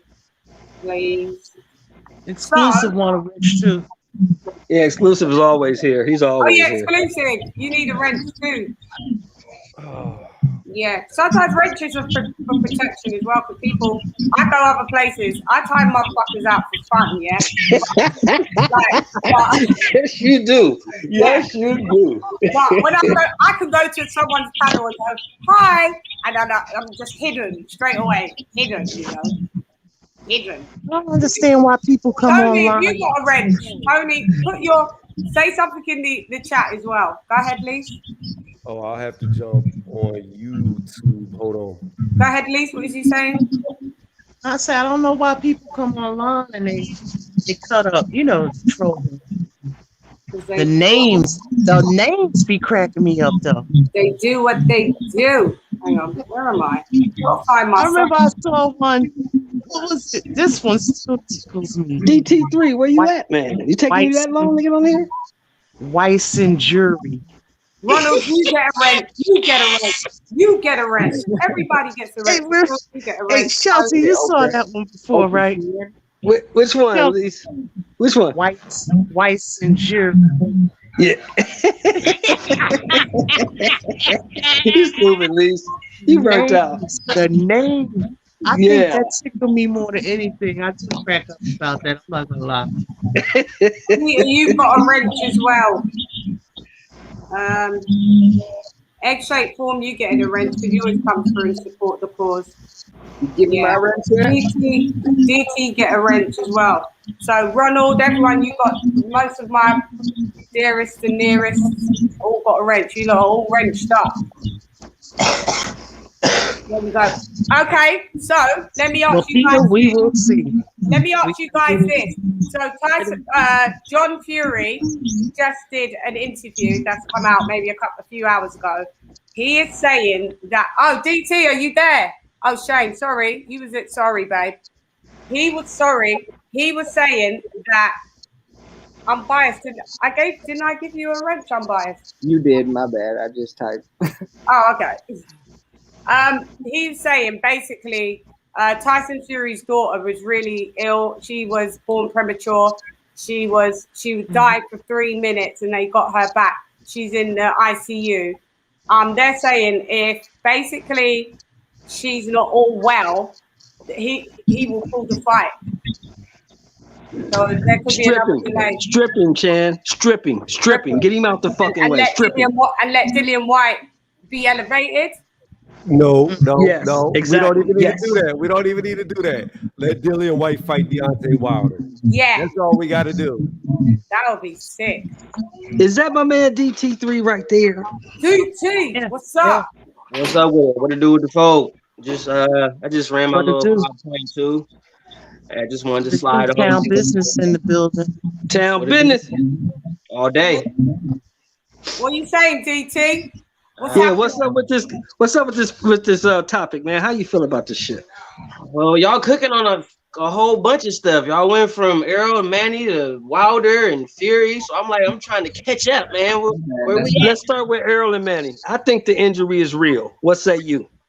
Okay, this is what I say. I said it on H Money channel, and I'm gonna keep saying it. I said it on Major Kickboxing channel, and I'm gonna say it on Lady Chan channel, and I'm gonna say it on my shit too. I blame Derek James. If the injury is real, I blame Derek James. I blame him. The reason why I blame him is because the fighter's job is to fight and to be prepared for the fight. The trainer's job is to make sure that the fighter is prepared, but he's prepared properly for the fight. This is a week and a half before the actual fight is finna happen. Why is Errol Spence doing any hard sparring a week and a half before the fight? Right at this particular time in training camp, he's supposed to be focusing on staying sharp, sharpening his tools. All the hard work is done. I honestly believe that Errol Spence was getting his ass beat in camp, and they saw him getting his ass beat in camp, and I was like, "You not ready for Manny." And I honestly don't think that Errol Spence is even the same fighter he was prior to the car accident. I think he's a totally different fighter than what he was prior to the car accident. So I honestly think that his injury could be real, but I blame Derek James for the reason why Errol Spence got injured in the first place. Right. I'm with you. Drop that mic. Good perspective. That's good. Well, anybody who knows, I've been in the ring, DT3 been in the ring. If you ever been in the ring, you know. 3 weeks before a fight, all hard sparring starts. It all stops. The last 2 weeks before fight week, you may go body sparring, just keeping sharp, conditioning, but no headshots, no hard sparring. You don't want the fighter injured before the fight. Am I right, DT? Yes, sir. Yes, sir. My camp start Monday, so I fight October 2nd. So you don't think I'm finna be doing hella hard shit the last 2 weeks of camp? Hell no. Right. Exactly. And even now, like I'm not going into camp out of shape. Like I'm going into camp running 5.2 miles or 7 miles within an hour. Like I'm going into camp in shape. So all I'm finna do is just build off of that. Right. Exactly. Exactly. Well, we all know Errol Spence don't do that. Just like Fury, he's kind of undisciplined when it comes to when he's not training. Really? I smoke more weed than a little bit, but I'm not smoking in camp. Believe that. Wait a minute, unbiased. Wait a minute. You say Errol is undisciplined outside of camp? Yeah, I don't think he trained. I mean, no way. He is undisciplined outside of camp. Anytime he loses up in weight. He goes to like 200 pounds sometimes. Right, just like Ricky Hatton. Ricky Hatton was the most undisciplined fighter to me ever. Why would you get so big in between fights? Why? Right. Stay sharp, stay in shape, stay close to like I'm fighting at 137 to 142 is the max catch weight, right? Right now I'm 146 pounds right now. I'm already on weight. I ain't gotta cut shit. Right. Eating steak. I can eat whatever I want. See, that was the difference between like a Bernard Hopkins and a Marvin Hagler. Them dudes was never more than 5-10 pounds off weight ever. Exactly. But these dudes blow up fight 20, more 30, often 40, 50 pounds and shit. Like, what the fuck is you doing? Didn't they fight more often? Can you imagine being 60 pounds well, over of course they did. and drop that? Of course they did. See, I think But remember, Lisa, we had Cunningham on the show. Cunningham came on Fred's show actually, and they was asking him about that. He said, well, nowadays, really, we don't really have training camps anymore. They're more like fat camps.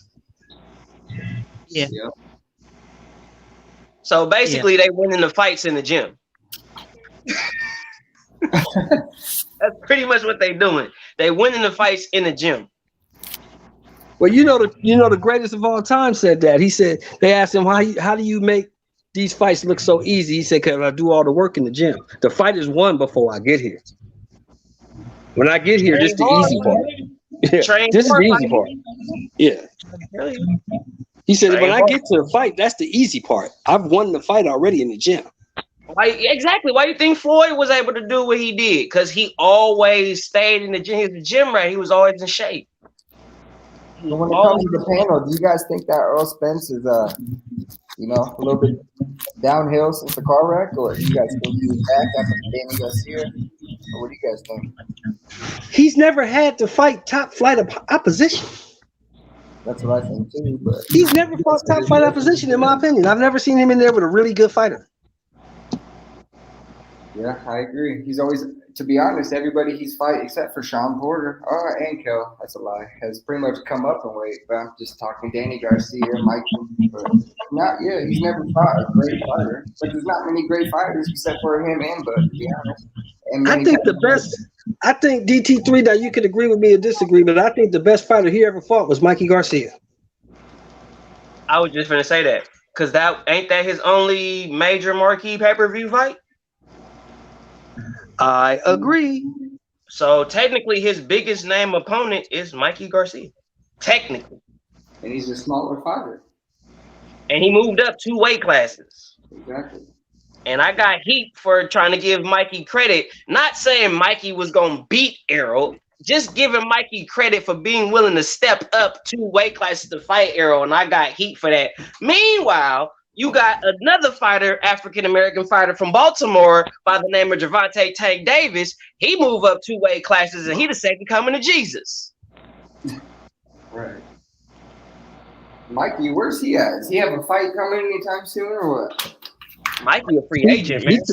He talking with Regis. They about to get it on. Got the money and good for Regis, because this is gonna be the most money Regis ever made. I'm not a big fan of Regis, so that's my opinion. He's got power. Oh, Regis is a dog, though. Regis is gonna fight you. Oh yeah. I just don't think I think like Sean Porter, he's a good but not great fighter. Nothing special about him that. You know why I have a problem with people shitting on Sean Porter? Not because of his skill set. Not at all. Not at all. I have a problem with people shitting on Sean Porter because, and I heard y'all earlier too, but Sean Porter is literally the only dude that actually fought everybody, win, lose, or draw. Like he fought everybody. And to be quiet as kept, he a throwback because he fought everybody. The only thing is he lost in all the big fights that he was in. But and that's the point. I don't shit on him for fighting everybody. I give him kudos for that. I just don't like people saying he's the second coming of Jesus when he get his ass whooped all the time. Yeah, he not. But the thing is though, no. When you know that Sean Porter finna fight, you got to understand though that there's never been an easy Sean Porter fight. Only one person made a Sean Porter fight look easy, and that was Kell Brook. Kell Brook was the only one to make a Sean Porter fight look pretty easy. Everybody located that. And I agree with everything you're saying, brother. I agree with everything you're saying. But let me ask you this, and I say this all the time, and I hope Chan don't start laughing. I want you, DT3, to show me on BoxRec where the almost column is, or the I came close column, or I put up a real good fight column. Show me where that is. Thanks, Insider, for the super chat. Go on. Sorry, I just had to thank Insider. I mean, exclusive. I don't know why I said no. Insider. That's what I'm saying. Show me where those columns are, and I'll shut the fuck up. I'll shut up. I came close. I did real good. I fought hard. That shit don't exist. Either you won, you lost, or you drew. And most of the big fights that Sean Porter been in, he lost. So does anybody feel that Zab Judah is a Hall of Famer? Borderline. He's a good fighter. Borderline though, because he lost a lot of big fights too. That's the day of boxing, like the new modern thing. Sean Porter's a Hall of Famer because he fought people. He never, he's gonna be in the Hall of Fame just because nowadays he fought people. You don't get that anymore in boxing. You don't get the best fighting the best, and he always fought the best. So he's a Hall of Famer. That's sad. That's the state of boxing we're in right now. You know what I would consider a Hall of Famer in any sport? This is my perspective and my opinion on what I believe a Hall of Famer is in any sport. Can you mention the sport without saying their name? If you could mention the sport and you kind of gotta mention their name, you can't not say their name without saying their sport. They goes hand in hand. They Hall of Fame. You can mention boxing without Sean Porter. You can mention boxing without Porter. Right. Unless you bring up Spence. That's it. I don't think, I don't even think. Let me ask you this. Hold on. I don't even think Spence is a Hall of Famer. But that's what I was going to say. Do you think Spence is a Hall of Fame fighter? I don't. No. He's on the right trajectory. We don't. How do you determine that? I mean, like, these guys' career is not over with yet. James Toney didn't think in the first round. Or Miguel Cotto. Well, the biggest fight that would have maybe potentially put Spence in there would have been the Pacquiao fight, but So I don't. We can't even say that. But look at James Toney and look who he fought. Look at Miguel Cotto who they fought. But this is what we're saying, Lise. But this is what we're saying, Lise. He's not even undisputed. But this is what we're saying, Lise. These other guys is already penciling in Danny Garcia and Sean Porter to the Hall of Fame. And you've heard that. I don't listen to none of that. They're going one ear and out the other. None of us determine. I feel like we're not looking at is the fact none of us determine who goes to the Hall of Fame. No, but we just say, do you think that Spence is a Hall of Famer then? Potential, Lise. Who'd you ask? Spence. His career, he's not even in the. His career is not over. Right. Maybe if I see towards the end of his career, and I could probably say, I can't say. Who does he have to beat to be a Hall of Famer? I guess he would have to beat as many people as he can at 147. He said he want to become undisputed. He's going to have to go up to 154 probably. And he may topple out at 160. Who knows? But what I'm saying is I'm trying to make this make sense. James Toney was not a first ballot Hall of Famer, but I understand that he was okay. He was Mayweather. We already knew he was a first ballot. Andre Ward, first ballot. Vlad Klitschko, and the two ladies, Ann Wolfe and Layla Ali. So it's only 5 people that they do. You get what I'm trying to say? So if Cotto, y'all, this is the picture that I'm looking at. We're talking about Miguel Cotto and who he's fought in his career, and James Toney. They were not first ballot. So I'm trying to visualize this, and nothing is making sense to me. How could they be called Hall of Famers already? Or potential, yeah. They haven't done even what those guys have done. And that's what we're saying, Lise. That's our whole point entirely. Why do people walk around calling these dudes Hall of Famers when they ain't done nothing? You brought up Miguel Cotto. Sean Porter, because put on a lot of entertaining fights. We looking at wins and losses, but this is the fight game. Have you guys been entertained by Sean Porter fights? I'm sure everybody on this panel has watched at least one Sean Porter fight or two. Yeah. So all of them. I watched all his fights. Right. So they're not.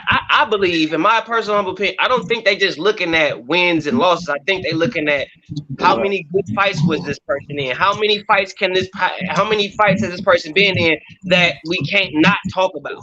Sean Porter been in a lot of dog fights, been in a lot of war. Yeah, you're right. I came in at the wrong time. I think I just came back to the mic, and I just want to say this. It was disgraceful and disrespectful that Andre Ward got into the Hall of Fame over James Toney. James Toney has more knockouts than Ward had wins. I agree. Fucking disrespectful to the sport. I agree. People will forget Andre Ward's name, but they will never forget James Toney. He will be mentioned forever, and it is ridiculous that Ward got in over him. That's just my opinion. No, I agree with you, because James Toney was arguably one of the most defensive heavyweights of all time, in my opinion, next to Muhammad Ali. I mean, he was super defensive. He's known for his defensive prowess. I mean, James Toney, in a sense, started off at middleweight, moved all the way up to heavyweight, which is in a sense unheard of. And what did Andre Ward do in comparison to that? He only moved up from middleweight to light heavyweight, so that's 2 divisions. And check this out. He fought Chad Dawson, who was weight drained. He came down to 168, fought him, never recovered after that. Then he went up and fought Kovalev. Many thought he lost the first fight. He did win the rematch, but many argued that he lost the first one. And then he never wanted to fight Adonis Stevenson, who I thought would always beat Kovalev. I thought Stevenson was the best light heavyweight at the time, and he never fought him. So I don't know. James Toney, like you said, came from middleweight, went up to heavyweight, won multiple titles, and out of 87 fights, had 10 losses. Okay, but you got to take into consideration too. Yeah, Ward had a short career. I mean, as far as fight. I mean, his career wasn't short. Yeah, he didn't have as many fights because he had he took time off or whatever because he was in a bad contract or whatever. Then he had what happened to Ward? Was it his knees or his shoulder? No, he had a shoulder. Yeah. Okay. Here's the thing. Andre Ward is the last American gold medal. Huh? Lisa. James Toney fought Let me finish though.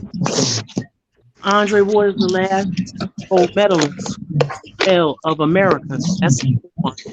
Number 2, he won the Super Series. So I think that kind of assisted with him going into the Hall of Fame. You know what I'm saying? That's all I have to say. Yeah. James Toney fought till he was 83 years old. You think he didn't have bad knees? And he was still knocking people out. That's all I'm saying. Like, 83, I'm done. I agree. He wasn't 83. He was like 81 and a half, something like that. But also, some people were saying that he probably didn't become a first ballot because of some some issues with being popped or something. I don't know if that's true or not. But either way, I still think he's a Hall of Famer. I mean, James Toney has more wins to notable names than We're Andre both Hall of Ward has Famers, fights. but yeah. That's all I'm saying. James Toney beat more known names than Andre Ward has fights. Yeah. And Hall of Famers. He beat some Hall of Famers too. He beat more Hall of Famers than Andre Ward by far. Right. Yeah, I don't disagree with you. Yeah. And if James Toney would have fought Andre Ward, he probably would have knocked him the fuck out. Yeah, that Detroit swag is real. I mean, you got to understand. When James Toney was in his prime, unfortunately, he was in the same era as Roy Jones Jr., who was just God gifted with never before seen speed and agility and reaction time. And prime B-Hop. And prime Right. But I think Roy Jones's levels above B-Hop by natural attributes, not so much technical, but he was born so gifted that nobody could do anything with him. Roy Jones he's just special. He's just one of the people that's just born better. You know what I mean? 60 to 68, nobody beats Roy Jones in history. Nobody. James Toney had the defense of Floyd Mayweather Jr. and the explosive power of Mike Tyson. So he was like a walking shield with a sword coming at you. Like the dude was incredible. Like when I watch like highlight clips or old fights, like his Philly shell, in my opinion, is the best Philly shell I've ever seen because it was so offensive as well. And to piggyback on what you were saying, another attribute that's people sleeping on, the motherfucker had a chin because he fought Samuel Peter. James Toney said himself his toughest fight was Samuel Peter. Yeah, I remember that fight. And Sam Peter could crack. That's what he could. And Peters was nightmare. He was built to be the next like Mike Tyson is type fighter till Klitschko got a hold of him and beat him. But at the time, everybody was looking at Peters like he was like the next Tyson with the type of power he was showing. Yeah, but that was my whole premise of the whole argument. Like, because Lisa did it perfectly for me. Lisa brought up Miguel Cotto. Now we all remember how good Miguel Cotto was, right? Mm-hmm. Miguel Cotto won more big fights than he lost. Am I right or wrong? Yeah, you're right. He won more big fights than he lost. Sean Porter has lost more big fights than he's won. Am I right or wrong? That is correct. That's why I don't consider him a Hall of Fame fighter. Hall of Fame fighters win more big fights than they lose. Sean Porter and Danny Garcia lose more big fights than they win. Okay. Well, I don't know the Hall of Fame and study it, so I can't. There's people that still should be in the Hall of Fame that probably hasn't been inducted yet from the past. Lisa, I just want to say I respect your opinion. It's just my personal opinion is James Toney is one of the greatest defensive fighters that ever fought. And I personally don't consider Andre Ward anywhere close to him. But I know that you like Andre Ward, so I don't want to make you think that I'm disrespecting you by disagreeing. I'm just saying my opinion. I'm gonna give you one more. I'm from Oakland, and I agree with you. So, and I rocks with Andre. I'm an Oakland native, and I support Andre. But I always say Andre Ward lost that first Kovalev fight. He did. He did. He lost. Anytime when they announce your name, your eyes get bigger than my plates. You lost. Yeah, you lost. Right, but Tony, that's not what I was saying. I never said I disagreed with you. I said that why I think he's chosen. I don't know. I'm just assuming that the gold medalist didn't hurt him. No.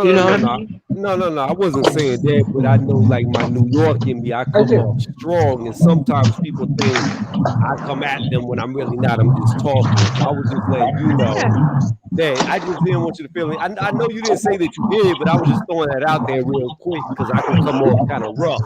You know what I'm saying? Yeah. Oh, James Toney he's a walking Hall of Famer, ATT as far as I'm concerned, but it's unfortunate. I was really sad to hear that. But hopefully they'll get in the second time. I mean, I think what sealed the deal, and you can do the same thing for Porter, is because they're commentators. I think that's really what got them in there, gave them the leverage. Because I believe if Andre Ward wasn't a commentator, he probably wouldn't have got in over James Toney. It's like, I know whenever Sean Porter retires, you're going to put him in probably within a year of his retirement, whatever the next one is, and he'll get in the first round. Right. But you know, yeah, and there's a rebuttal to my argument, people. There's a rebuttal to my argument. Mickey Ward and Arturo Gatti are in, so you know, and I hate to speak badly about Gotti because he's passed away. Gotti was a warrior. He just wasn't very good, but he wasn't good at all. He wasn't. That proves my point that I was making. I told you. Yeah. You don't think he put on some marquee fights? You don't think Gotti was tough? Gotti was tough. He out-toughed a lot of people. He out-toughed him. Gotti was a tough son of a bitch. He out-toughed a lot of people. But he was in exciting fights, whether he won, exactly. It was an exciting fight. You cannot mention boxing without mentioning Arturo Gatti and Mickey Ward fights. You can't do it. You can't do it. You're right. You cannot do it. Those three fights are Hall of Fame fights. Those three fights. Yes, they are. I agree without a doubt. Those three fights that they had are probably put more damage on them than these fighters. Three fights. We just watched it. Lisa, remember? We just rewatched it. We just rewatched it. And we all said to a man and a woman on the panel, there's no way fighters of today could have went through that shit. No way. I'll give you one that's even past that. Andre Berto versus Victor Ortiz. The first. Yes. Yes. That was some wild stuff too. That was some wild stuff too. Yeah. Rest in peace, Emmanuel Stewart, for calling that. But for real, that was a hell of a fight. Knockdown. It was beautiful. His fighters face ain't doing that no more. Swollen up like I don't know what. But I think what Shelton was trying to say is, and this is how I look at it about him not being that good, is you saw the levels of skill when he got in there with Mayweather. Mayweather embarrassed a total guy. Yeah, that was terrible. I was screaming, stop the fight. It wasn't even competitive. Yeah. But those wars that he had with Mickey Ward, those are some of the most dragged out, best classic wars you'll ever see. But when he got in there, Gotti got in there with a really skilled boxer, we saw what happens. Right. I'll give you another fight that kind of, you can't mention boxing without mentioning this fight. Marvin Hagler versus John the Beast Mugabe. Yeah. That was a good fight. That was a fucking war. That was a war. Bobby was scary. But Hagler pulled it off. One of my favorite all-time fights. I mean, people don't really talk about it. And I'm sure Bobby Chacon, I'm sure he's a Hall of Fame. Bobby Chacon versus number 4. That versus fight. Who? Bobby Chacon versus Bazooka Lamone. Remember him? Oh yeah. Number 4. They had 4 fights. That 4th fight was 15 Bazooka rounds. Lamone was a problem. Yeah, Bobby Chacon was a fighter. So was Lamone. Like, we got to talk about them too. What about Pepino Cuevas? Pepino Cuevas had 12 title defenses. He was a hell of a fighter. Exactly. People don't talk about that though. When he fought Tommy Hearns, he was already on his 12th defense. Exactly. We don't talk about that. They're not gonna talk about it. That's too real. That's gonna shit on what a lot of fighters is doing right now. I'm gonna tell you a fight you need to watch, DT3. This is for your archives. If you want to see skilled boxing at its finest, watch Mike the Body Snatcher McCallum versus Michael Watson. That is a great fucking fight. Yeah, Michael Watson was one of my favorite UK fighters. I'm gonna tell you the best fight to bring up, the best fighter to bring up around British people. Talk about Audley Harrison versus David Haye, and tell them that's the greatest fight ever in British boxing history. Yeah, that was a good fight. That was No, that was a horrible fight. That was an excellent. Oh, I never saw it. I gotta watch. I did. I saw that fight. I saw that fight is so troll. Like that's the most troll that ever happened. Hey, a lot of people. I mean, people talk about him. What about Michael? Great fighter. Michael Carvajal?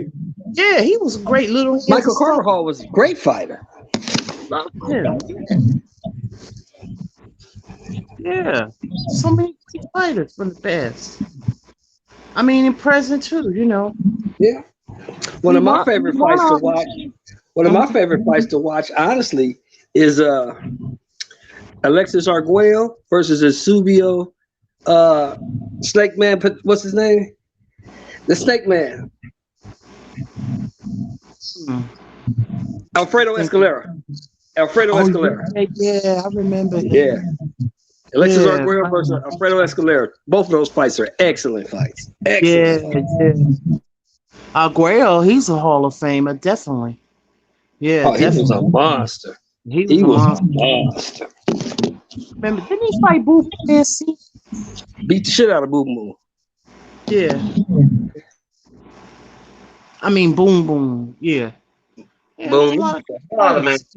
Tapia was a great fighter. Hang on. What was everybody's view on if Fury doesn't make this fight in October? Stripping. I think Sandman, get him out of here. Get him up out of here, bro. Like they need to stop letting these dudes hold these belts, man, and just move on to the next. Like I don't even think at this point. I know people say that Wilder should fight Dillian White, but I feel like Wilder's last fight was a loss. He hasn't earned the right to fight for the title like that. I don't believe he should get a title shot right off the back. I think he should fight somebody first, get a W, and earn his way back. He shouldn't just get a title shot off the back when you got Dillian White, who been sitting his black UK ass on the sidelines since she was the club, waiting for a shot. But you know what, DT? But the thing about it, DT, is I think Dillian White wants that fight so bad. He want him to be there. He wanted. I'm telling you, Dillian White want to beat his ass so bad. So bad. And you know what he's gonna do? I'm telling y'all right now. Like all these people believe that Wilder's gonna beat him. After Dillian White beats his ass, he's gonna laugh for like 3 hours on the mic, like he did in that interview. He's just gonna laugh at his ass. Well, it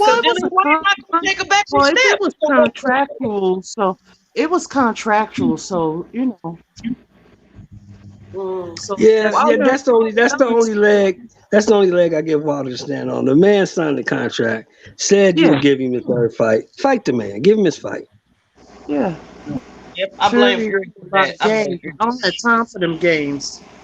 That's Fury playing games because he knew. He knew the whole time. He was like, all right, I know I'm contractually supposed to fight Wilder. I am literally in a contract involvement where I have to fight this dude, but he's gonna tell the public, oh, I'm not going to fight him. He's a bum.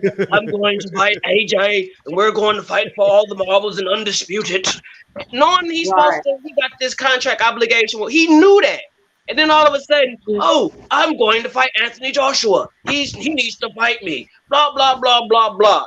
And then he tells the world, oh, I'm finna fight Anthony Joshua for undisputed. See you in Saudi. Yeah. GT3 is over.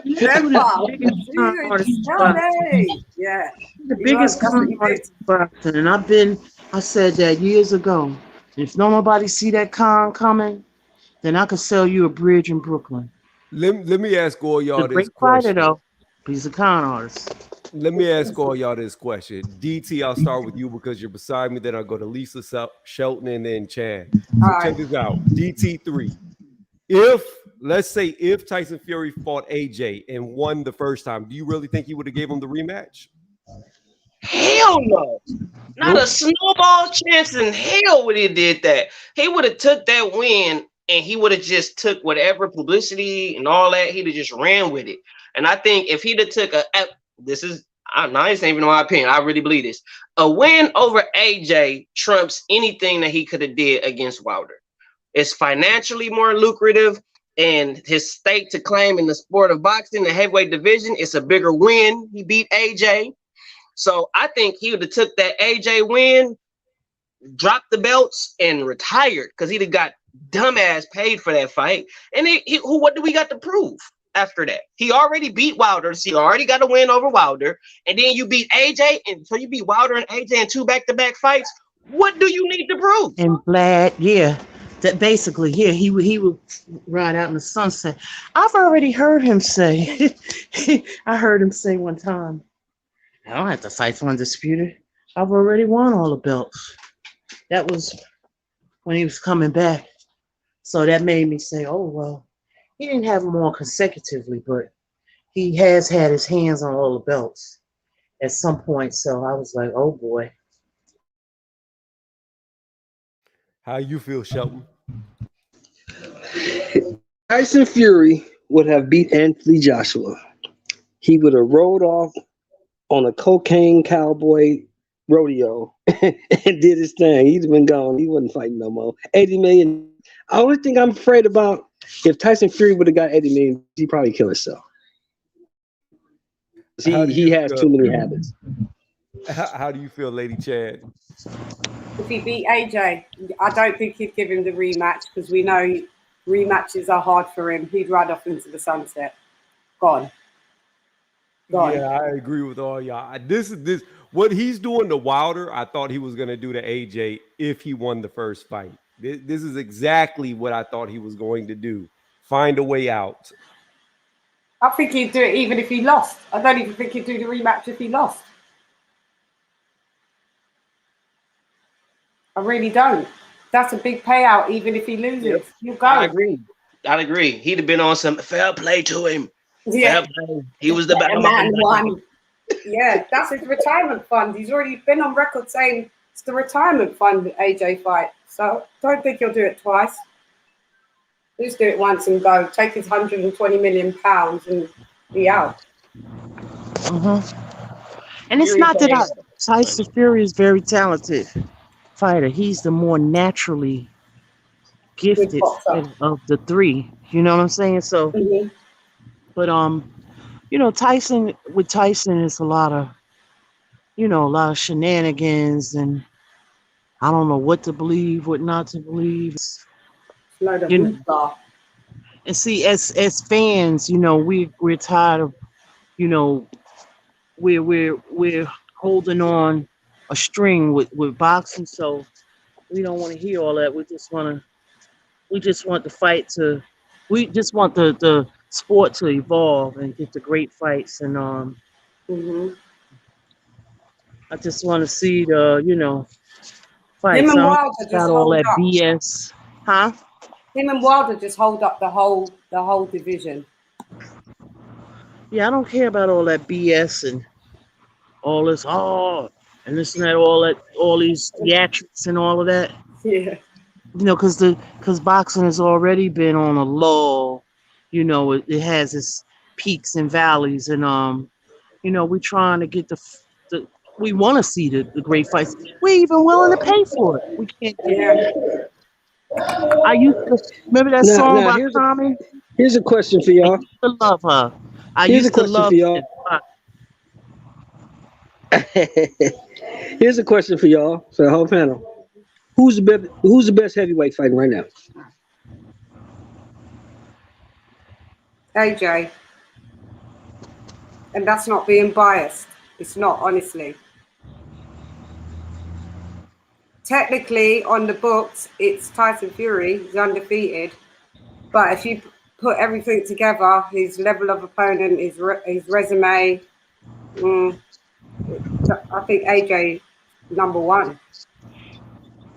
AJ is. I feel the same way about AJ as I feel about Terence Crawford.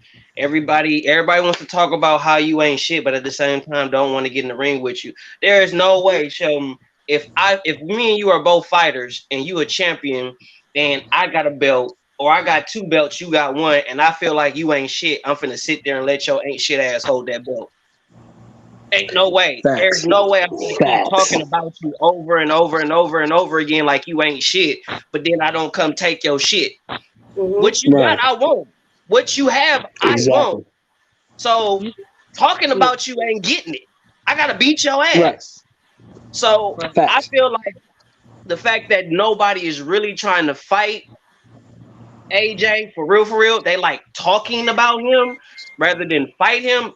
That's why I give AJ that plus his resume. Go ahead, Toney. Nobody said he was Lisa? Terence Crawford, Peter. But Lisa? me personally, I have. Yeah, you hear me?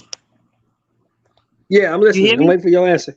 I have AJ because the reason why I have him is because I think he's a better representation of heavyweight boxing. I think he goes in there and fights the best fights.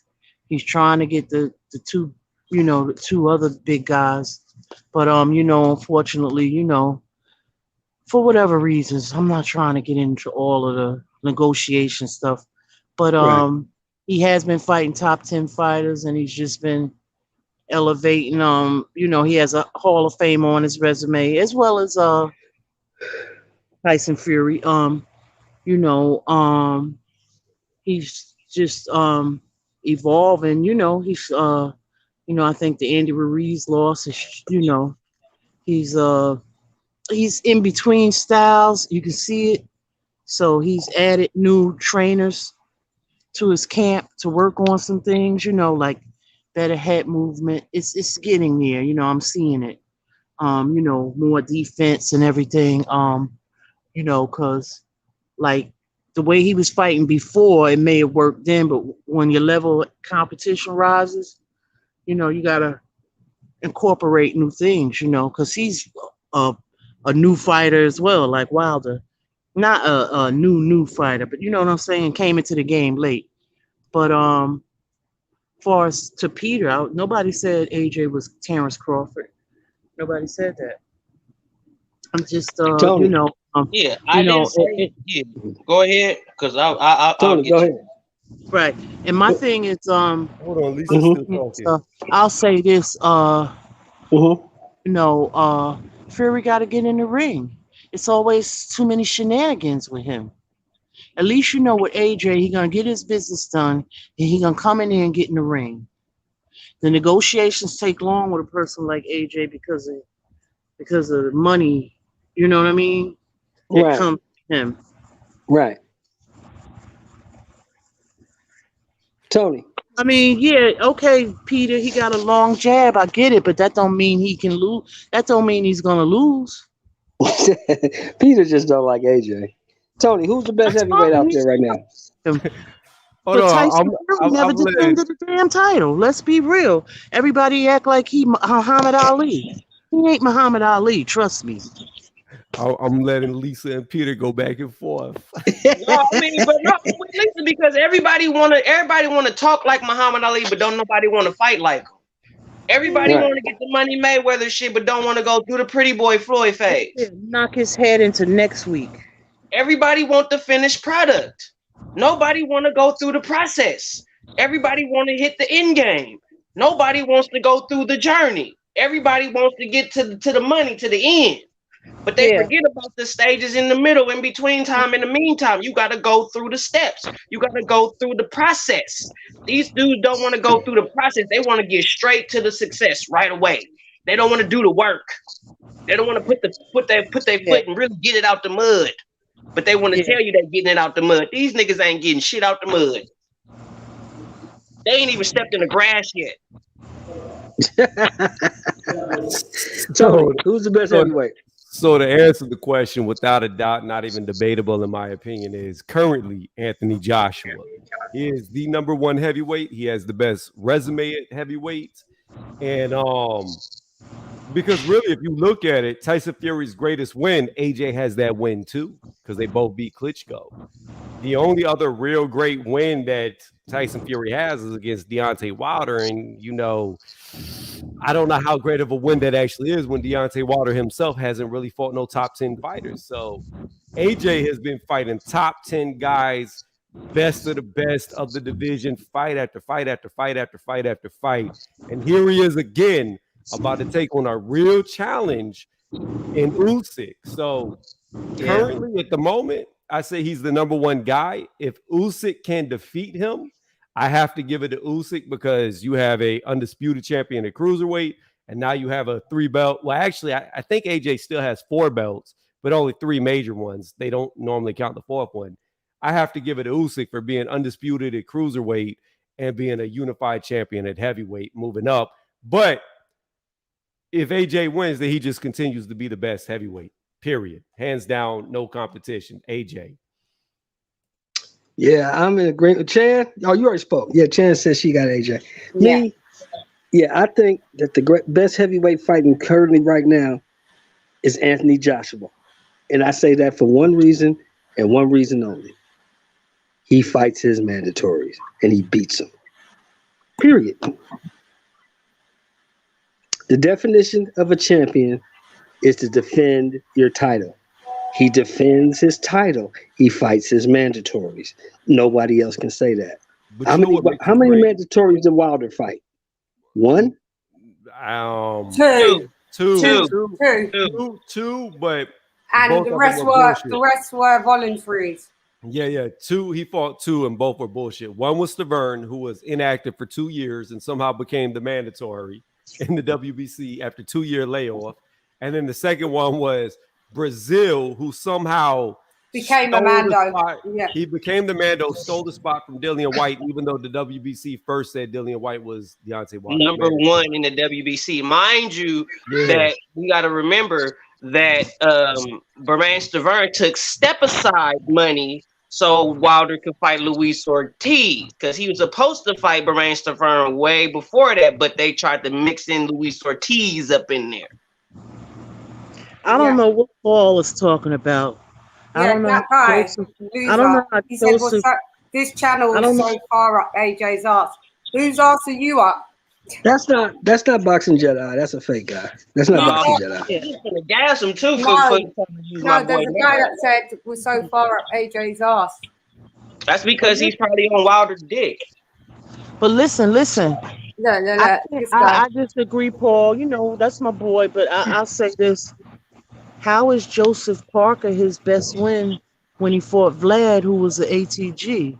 It's the same thing if Spence was going to fight Manny, he's fighting and win, it's the ATG. I give them credit. Mm-hmm. This guy's just give them credit for who they get in the end when, you know, that's how I am. That's how I am. Let me tell y'all something. Let me tell y'all something. Fuck that. Anthony Joshua beat the hardest boxer in all of boxing, and Charles Martin. He walks the earth like a god. AJ slayed a god. Like, who can do that? What man can say that he defeated a god? AJ can, because he beat Charles Martin. So that's the hardest fight he ever had. Remember he said there was a punch from the gods for Anthony Ruiz? Yeah, he did.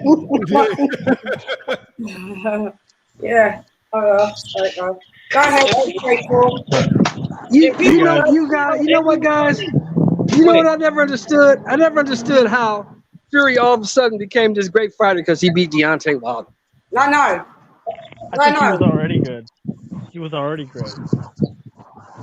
When he beat Vlad, really give him like I think it was the way the fight, you know, with Vlad, it was like a technical, boring fight. But when he came in there with the Wilder fight, you know, he got more like recognition for that. You know what I'm saying? Even though he beat the long reigning unified champion, you know what I'm saying? What I didn't like it's not what we say, it's what the record book said.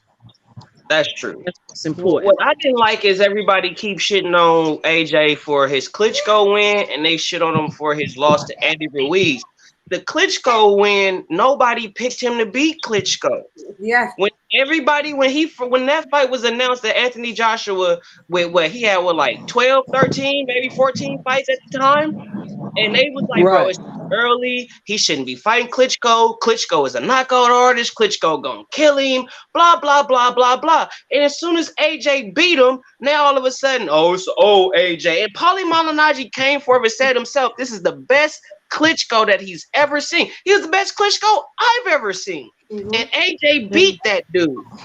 Don't give him that was a good ass fucking fight because Klitschko showed up to fucking fight. He did. And then when he fought Andy Ruiz, guess what? He wasn't prepared for Andy. He was prepared for big ass Gerald, big baby steroid having ass Miller. He was ready for him. So he got all big and bulky and then didn't realize he finna have to deal with this short, stubby, chunky ass fat nigga from Mexico who finna come in there and stay in the pocket and punch your goddamn ears off. Mind you, Andy Ruiz just came off of a fight, so he's fresh. He's fresh off of a full camp, a whole fight, so he ready. And he hungry. And AJ estimated his fat ass and got put to sleep. Exactly. You think their styles complemented each other? Some boxing styles just complement each other. You know, like we were saying earlier when we did the You can look at the Areola fight with AJ. What did Areola do? He stayed his motherfucking ass outside. I didn't know they fought. No, Areola and not Areola, AJ. Areola, I'm talking about Areola Ruiz. When he fought Ruiz, what did he do? He stayed his motherfucking ass behind that jab. He stayed his ass behind that jab. Yeah. He knew he can't fight in the trenches with Ruiz. You can't. Yeah, he knew he couldn't. No. He knew he couldn't. No, them hands is fast and he good with them hooks too. Yeah. And I'm telling y'all, fat motherfucker got fast hands. For all the people that talk bad about fat dudes, I'm gonna tell y'all right here, right now. Stop talking bad about fat dudes that fight. Right. Stop talking about them. Because some of these big, fat, stubby motherfuckers got better conditioning. They got better technique than a lot of us fit motherfuckers. And these guys that are talking when they've been beaten up by fat dudes as well on the streets. On the streets, you've been touched by fat dudes. Tyson Fury ain't walked into the Nigerian power yet. He'll find out. And I'm gonna leave it at that. That's the Who thing, we got on the panel? Who is this that just joined, Chan? Oh, hey, that's me. Hey, shape form. What's up, brother? I think that if what we have to say, if not when, Fury and Joshua fight, I think whoever wins, it's not going to be a blowout. Like whoever wins, they're going to edge it out. But it's going to be close. I think it's too easy to say. It's too hard to say Fury outboxes Joshua or Joshua knocks him out. Dude, I remember watching the Klitschko fight, and no one gave Fury a chance against Klitschko. I think when he has like a challenge like that, I don't know. I think he brings it. If he cares, if he's interested, then he'll step up to the table. I agree with that. Because every time Fury has a challenge in front of him and it's like his back is against the wall, you will see the best Tyson Fury. But once he conquers that mountain, and if you try to put another one that's similar to the previous one, he like, I already did that shit. I ain't got to do that shit again. It's like, why not? It's like, because I'm Tyson Fury. I already beat him, but you got to defend your belt against him. Fuck that. I'll just ride the wave of fame and fortune. I don't care about that. And I think that's what he's feeling with Wilder. I think because of the way he beat Wilder the first time and the second time, I just feel like he's not getting up for it. He don't want to get up for it.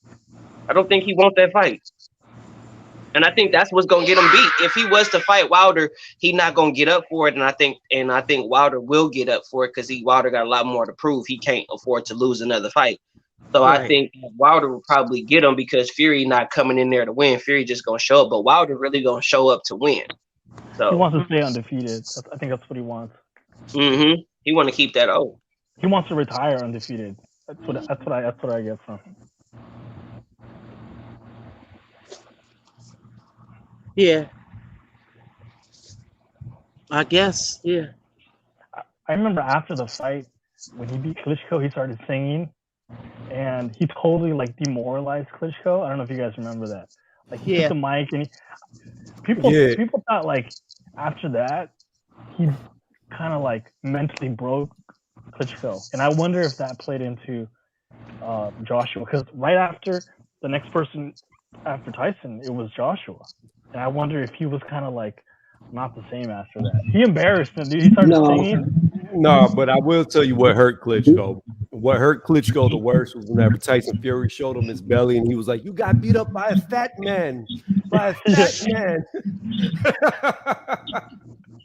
Yeah. Well, the thing you got to remember this too.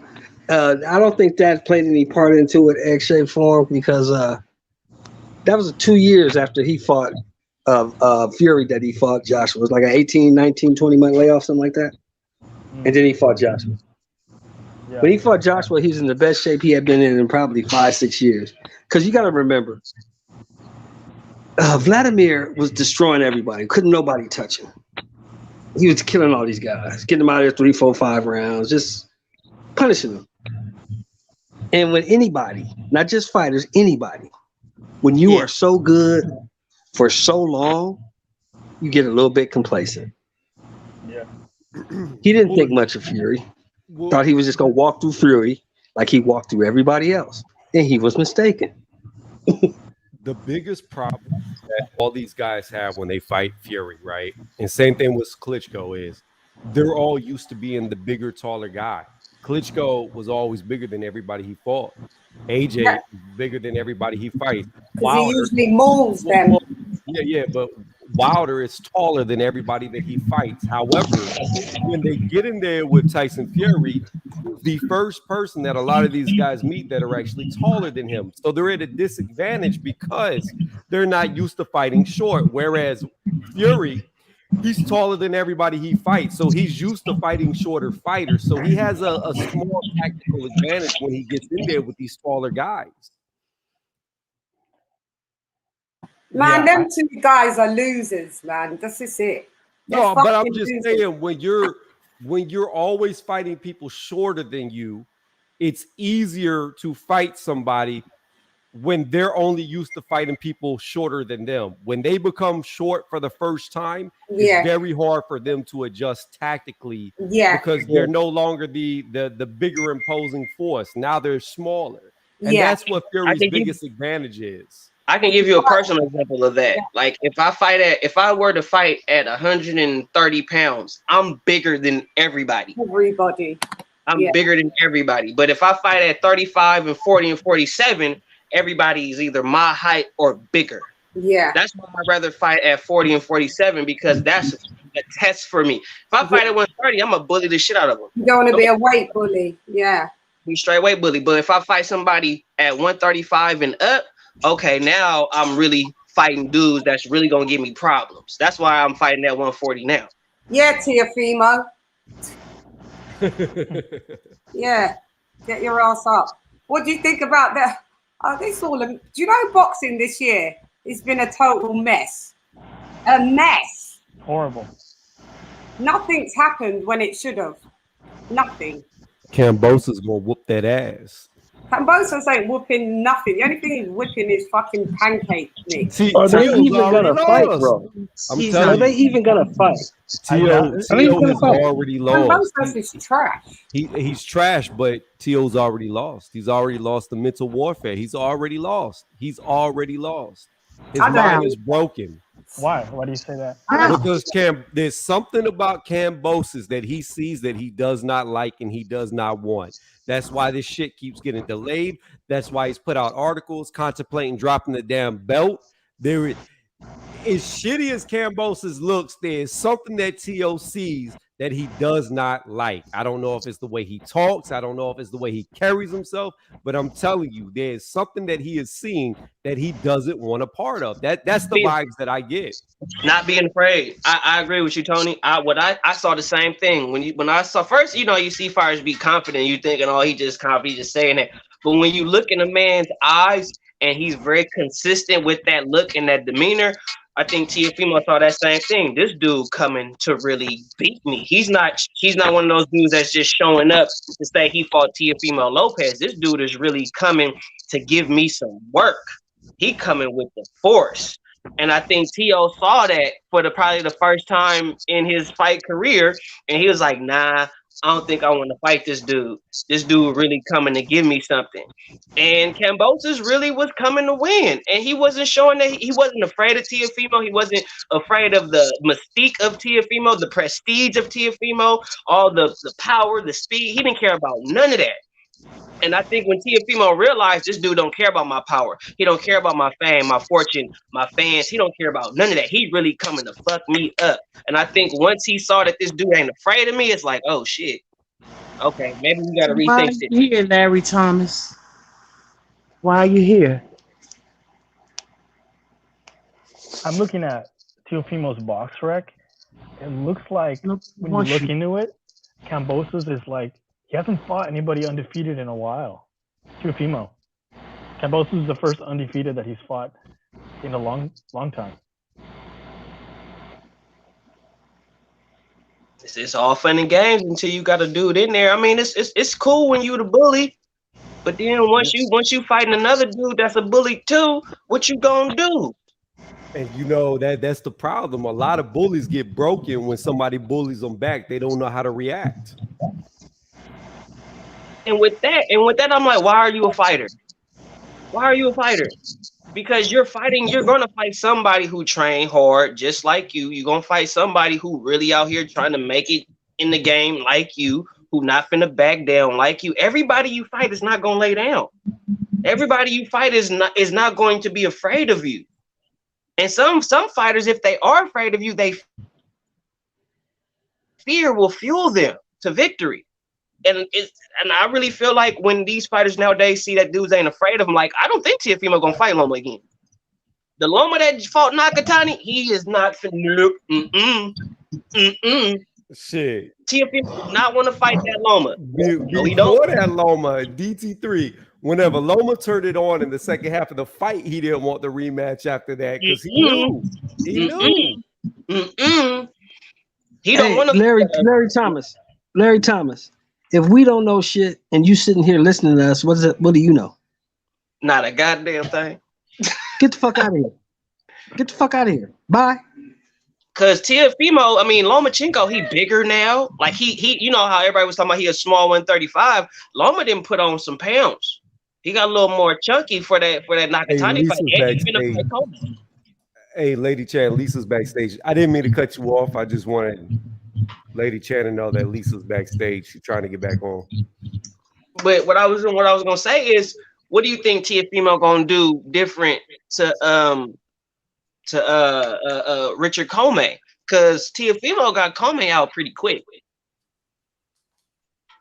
But Teofimo couldn't knock out Nakatani though. He couldn't stop Nakatani. But Lomachenko stopped Nakatani. So if he were to stop Comey, what does that say? What does that prove? Well, my only problem with that fight is it's a dumb fight because right now Loma's got all the momentum. Like you said, he beat Nakatani in a way that. Hold on 1 second. I'll answer your question 1 second. Because I don't think Lomachenko needs Comey. I don't think he needs that fight. I think the Nakatani fight was enough to say, look, I stopped the dude that you couldn't stop, and I did it in impressive fashion. What's up, T.O.? Holla at your boy. I'm not fighting Comey. He doesn't have to fight Comey. I mean, I give him props for fighting Comey because Comey is a dog and he's a puncher, but Lomachenko don't have to fight Comey. In my opinion, I don't think he should fight Comey.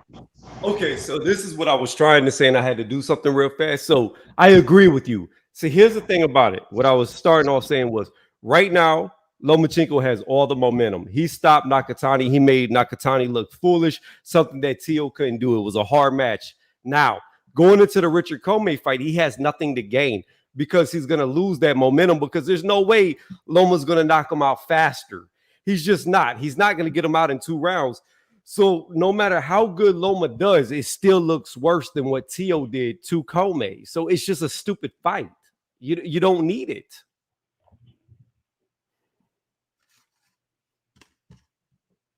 Yeah, I agree. I don't think he need that fight. I think he just fighting co-made just so he can prove that he's a better fighter than Teofimo. And I think that Teofimo loss really did something to Loma. I really think that did a lot to him. And I don't say it in a bad way. I say, like, I think that made Loma like, man, I'm not ever losing again. Like, I think when Loma loses, he go back to the drawing board and really reassesses himself, and he's going to come back better. And I really see Teofimo moving up to 140 pounds, trying to push that Josh Taylor fight, and he is not finna fight Vasily Lomachenko a second time. Nope. Only way I think Teofimo will fight him a second time is if his daddy kind of punk him into it or talk him into it, and the money is just too hard to pass up. I'm gonna tell you this. If he goes up there and fights Josh Taylor in his first fight at 140, he's going to get knocked out. I promise you he's going to get knocked out. Tio? Yeah, if Teofimo... Tio will get slapped by Josh Taylor. Josh Taylor will just walk straight into him and beat the living hell out of him. Josh Taylor is a big 140-pounder, dude. Josh Taylor could actually go 47. Yeah, I got Josh too. That's why I was like, when everybody was talking about Tank Davis beating Josh Taylor, and I'm like, how? Tank Davis said out his own mouth that he was afraid of getting hit by Mario Barrios. Who you think gonna win, Mario Barrios or Josh Taylor? Josh Taylor. Of course. So if he's afraid of getting hit by Mario Barrios, what you think Josh Taylor gonna do to Gervonta Tank Davis? Wow. They won't do that. They'll never put him in there with Josh. Of course not. They know better. They not gonna put him in there. And Josh Taylor is southpaw too. They not gonna do that. Because the funny thing is, they say Josh Taylor don't sell, and I'm gonna say this on Lady Chan platform. Josh Taylor gonna sell wherever he go, just like Tyson Fury will sell wherever he go, because he's not just bringing American fans, he's bringing fans from his home country over here. And the only reason why Josh Taylor and Jose Ramirez fight didn't sell the way it should have was because American had COVID standards that blocked the UK from coming over here. Now, had they have not had that, I promise y'all all of Scotland would have been all over here. Oh, all those guys. And Irish, I promise you, English, Scottish, right. they Davis go and them hard. go over there. I bet you ain't finna see all of Baltimore over there. No. They go crazy for the favorite boxer. What's going on with the WBA? I'm hearing all kind of reports in the last few hours.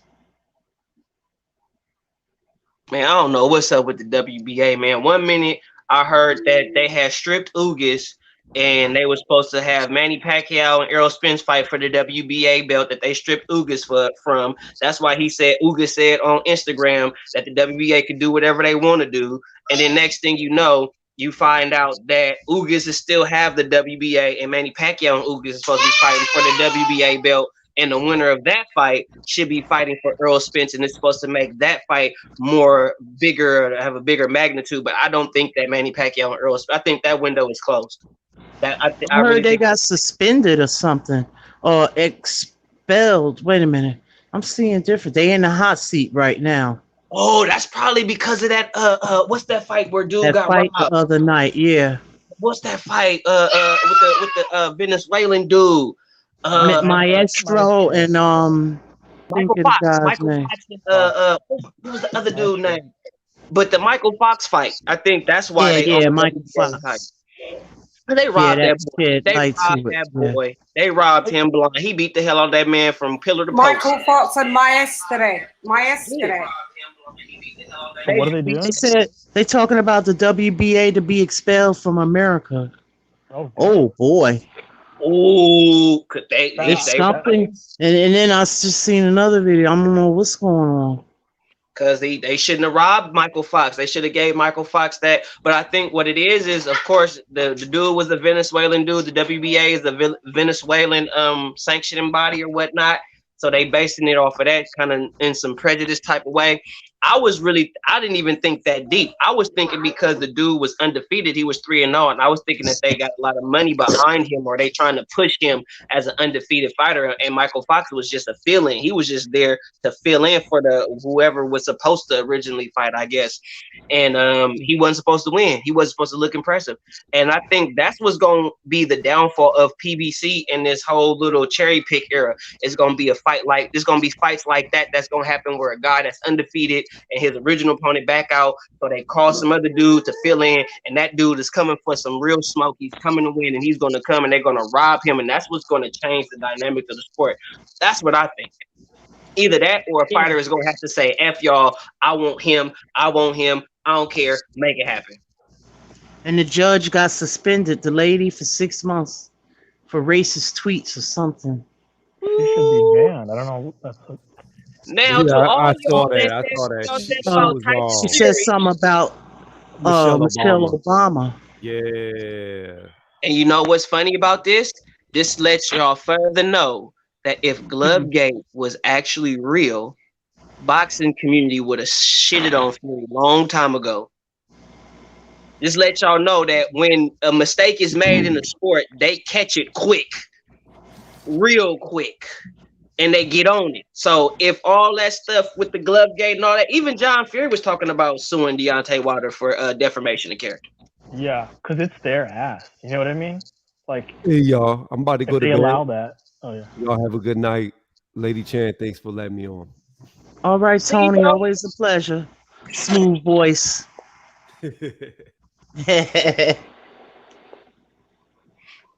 But yeah, I really think a lot of the stuff that is bad for the sport is really finna start coming full circle, and a lot of people are gonna start seeing it for what it is, and they're gonna start calling it out. And then a lot of these sanctioning bodies and even the powers that be of the sport is gonna start smashing on some shit. They really gonna start cramming down on the bullshit in the sport. I hope so. I just saw that they ruled it a no contest, that fight. Yeah. How dare she disrespect the floaters? How dare she disrespect her? I can't believe she's not banned, just suspended for a couple months. That's How dare she disrespect former first lady? Why would she? What the first lady got to do with anything? It must have been past tweets. You know how these people, you know what these people do? They look through your tweets and your old stuff. They dig up stuff. So I mean, I don't know. You know, I'm saying, you know, I've seen it happen to plenty of people. You know, wasn't she married to the guy from the WBA or something? Somebody? I thought she was the WBA's the one of the head dudes of the WBA. She was his wife or something, and ended up being a judge and all that. And it's biasness everywhere, bro. Yeah, everywhere. They're rematching.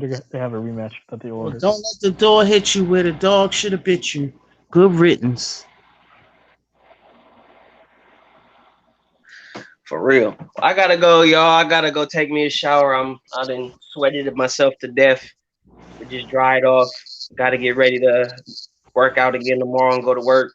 Thank you, Lady Chan, for having me. Shout out to the whole panel in the chat. I fight October 2nd, Selma, California.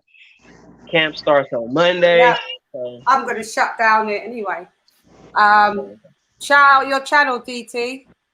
Yeah, man, you already know what it is, man. It's your boy DT3 the Boom Beezy, man. Feel free to subscribe to my channel, DT3 the Boom, man. And also subscribe to my whole set at NBBC, Myron Magnus, Double Limb, aka Boxing Logics United, Andrew Tucker of Andrew Tucker's World. Go subscribe. Last but not least, my brother from another mother, the Reaper, 3K the Boss Man, aka Mr. Two Hands Up. You already know what it is, man. Go fuck with my boys, man. Subscribe. And if you haven't subscribed to Lady Chan, man, go subscribe to my girl, Lady Chan, and quit bullshitting and hit the like button on the way out. 100. All right, peace, fam. Peace out, DT. Yeah. I wrote that really wrong in the chat. Toney sub DT3 sub. Sorry, I haven't got the link. Sub DT3. Shelton said he was dropping out because he had bad audio, but he said he was coming back, but I'm going to close it down because it's 4 a.m. here anyway. Oh, wow. Yeah, I know. So I thank everybody as usual for coming. And this was a lit live. So this was a litty one. Egg shape form. Big up to you, sir. Peace, my brother. Yeah. Big up to you. So Thanks for having me. no, you're welcome. Anytime, any place, anywhere you can come. So anyway, we are closing this. How you going, Miss Leah Dishan? Nonetheless, come box with Shan. Gone. Leah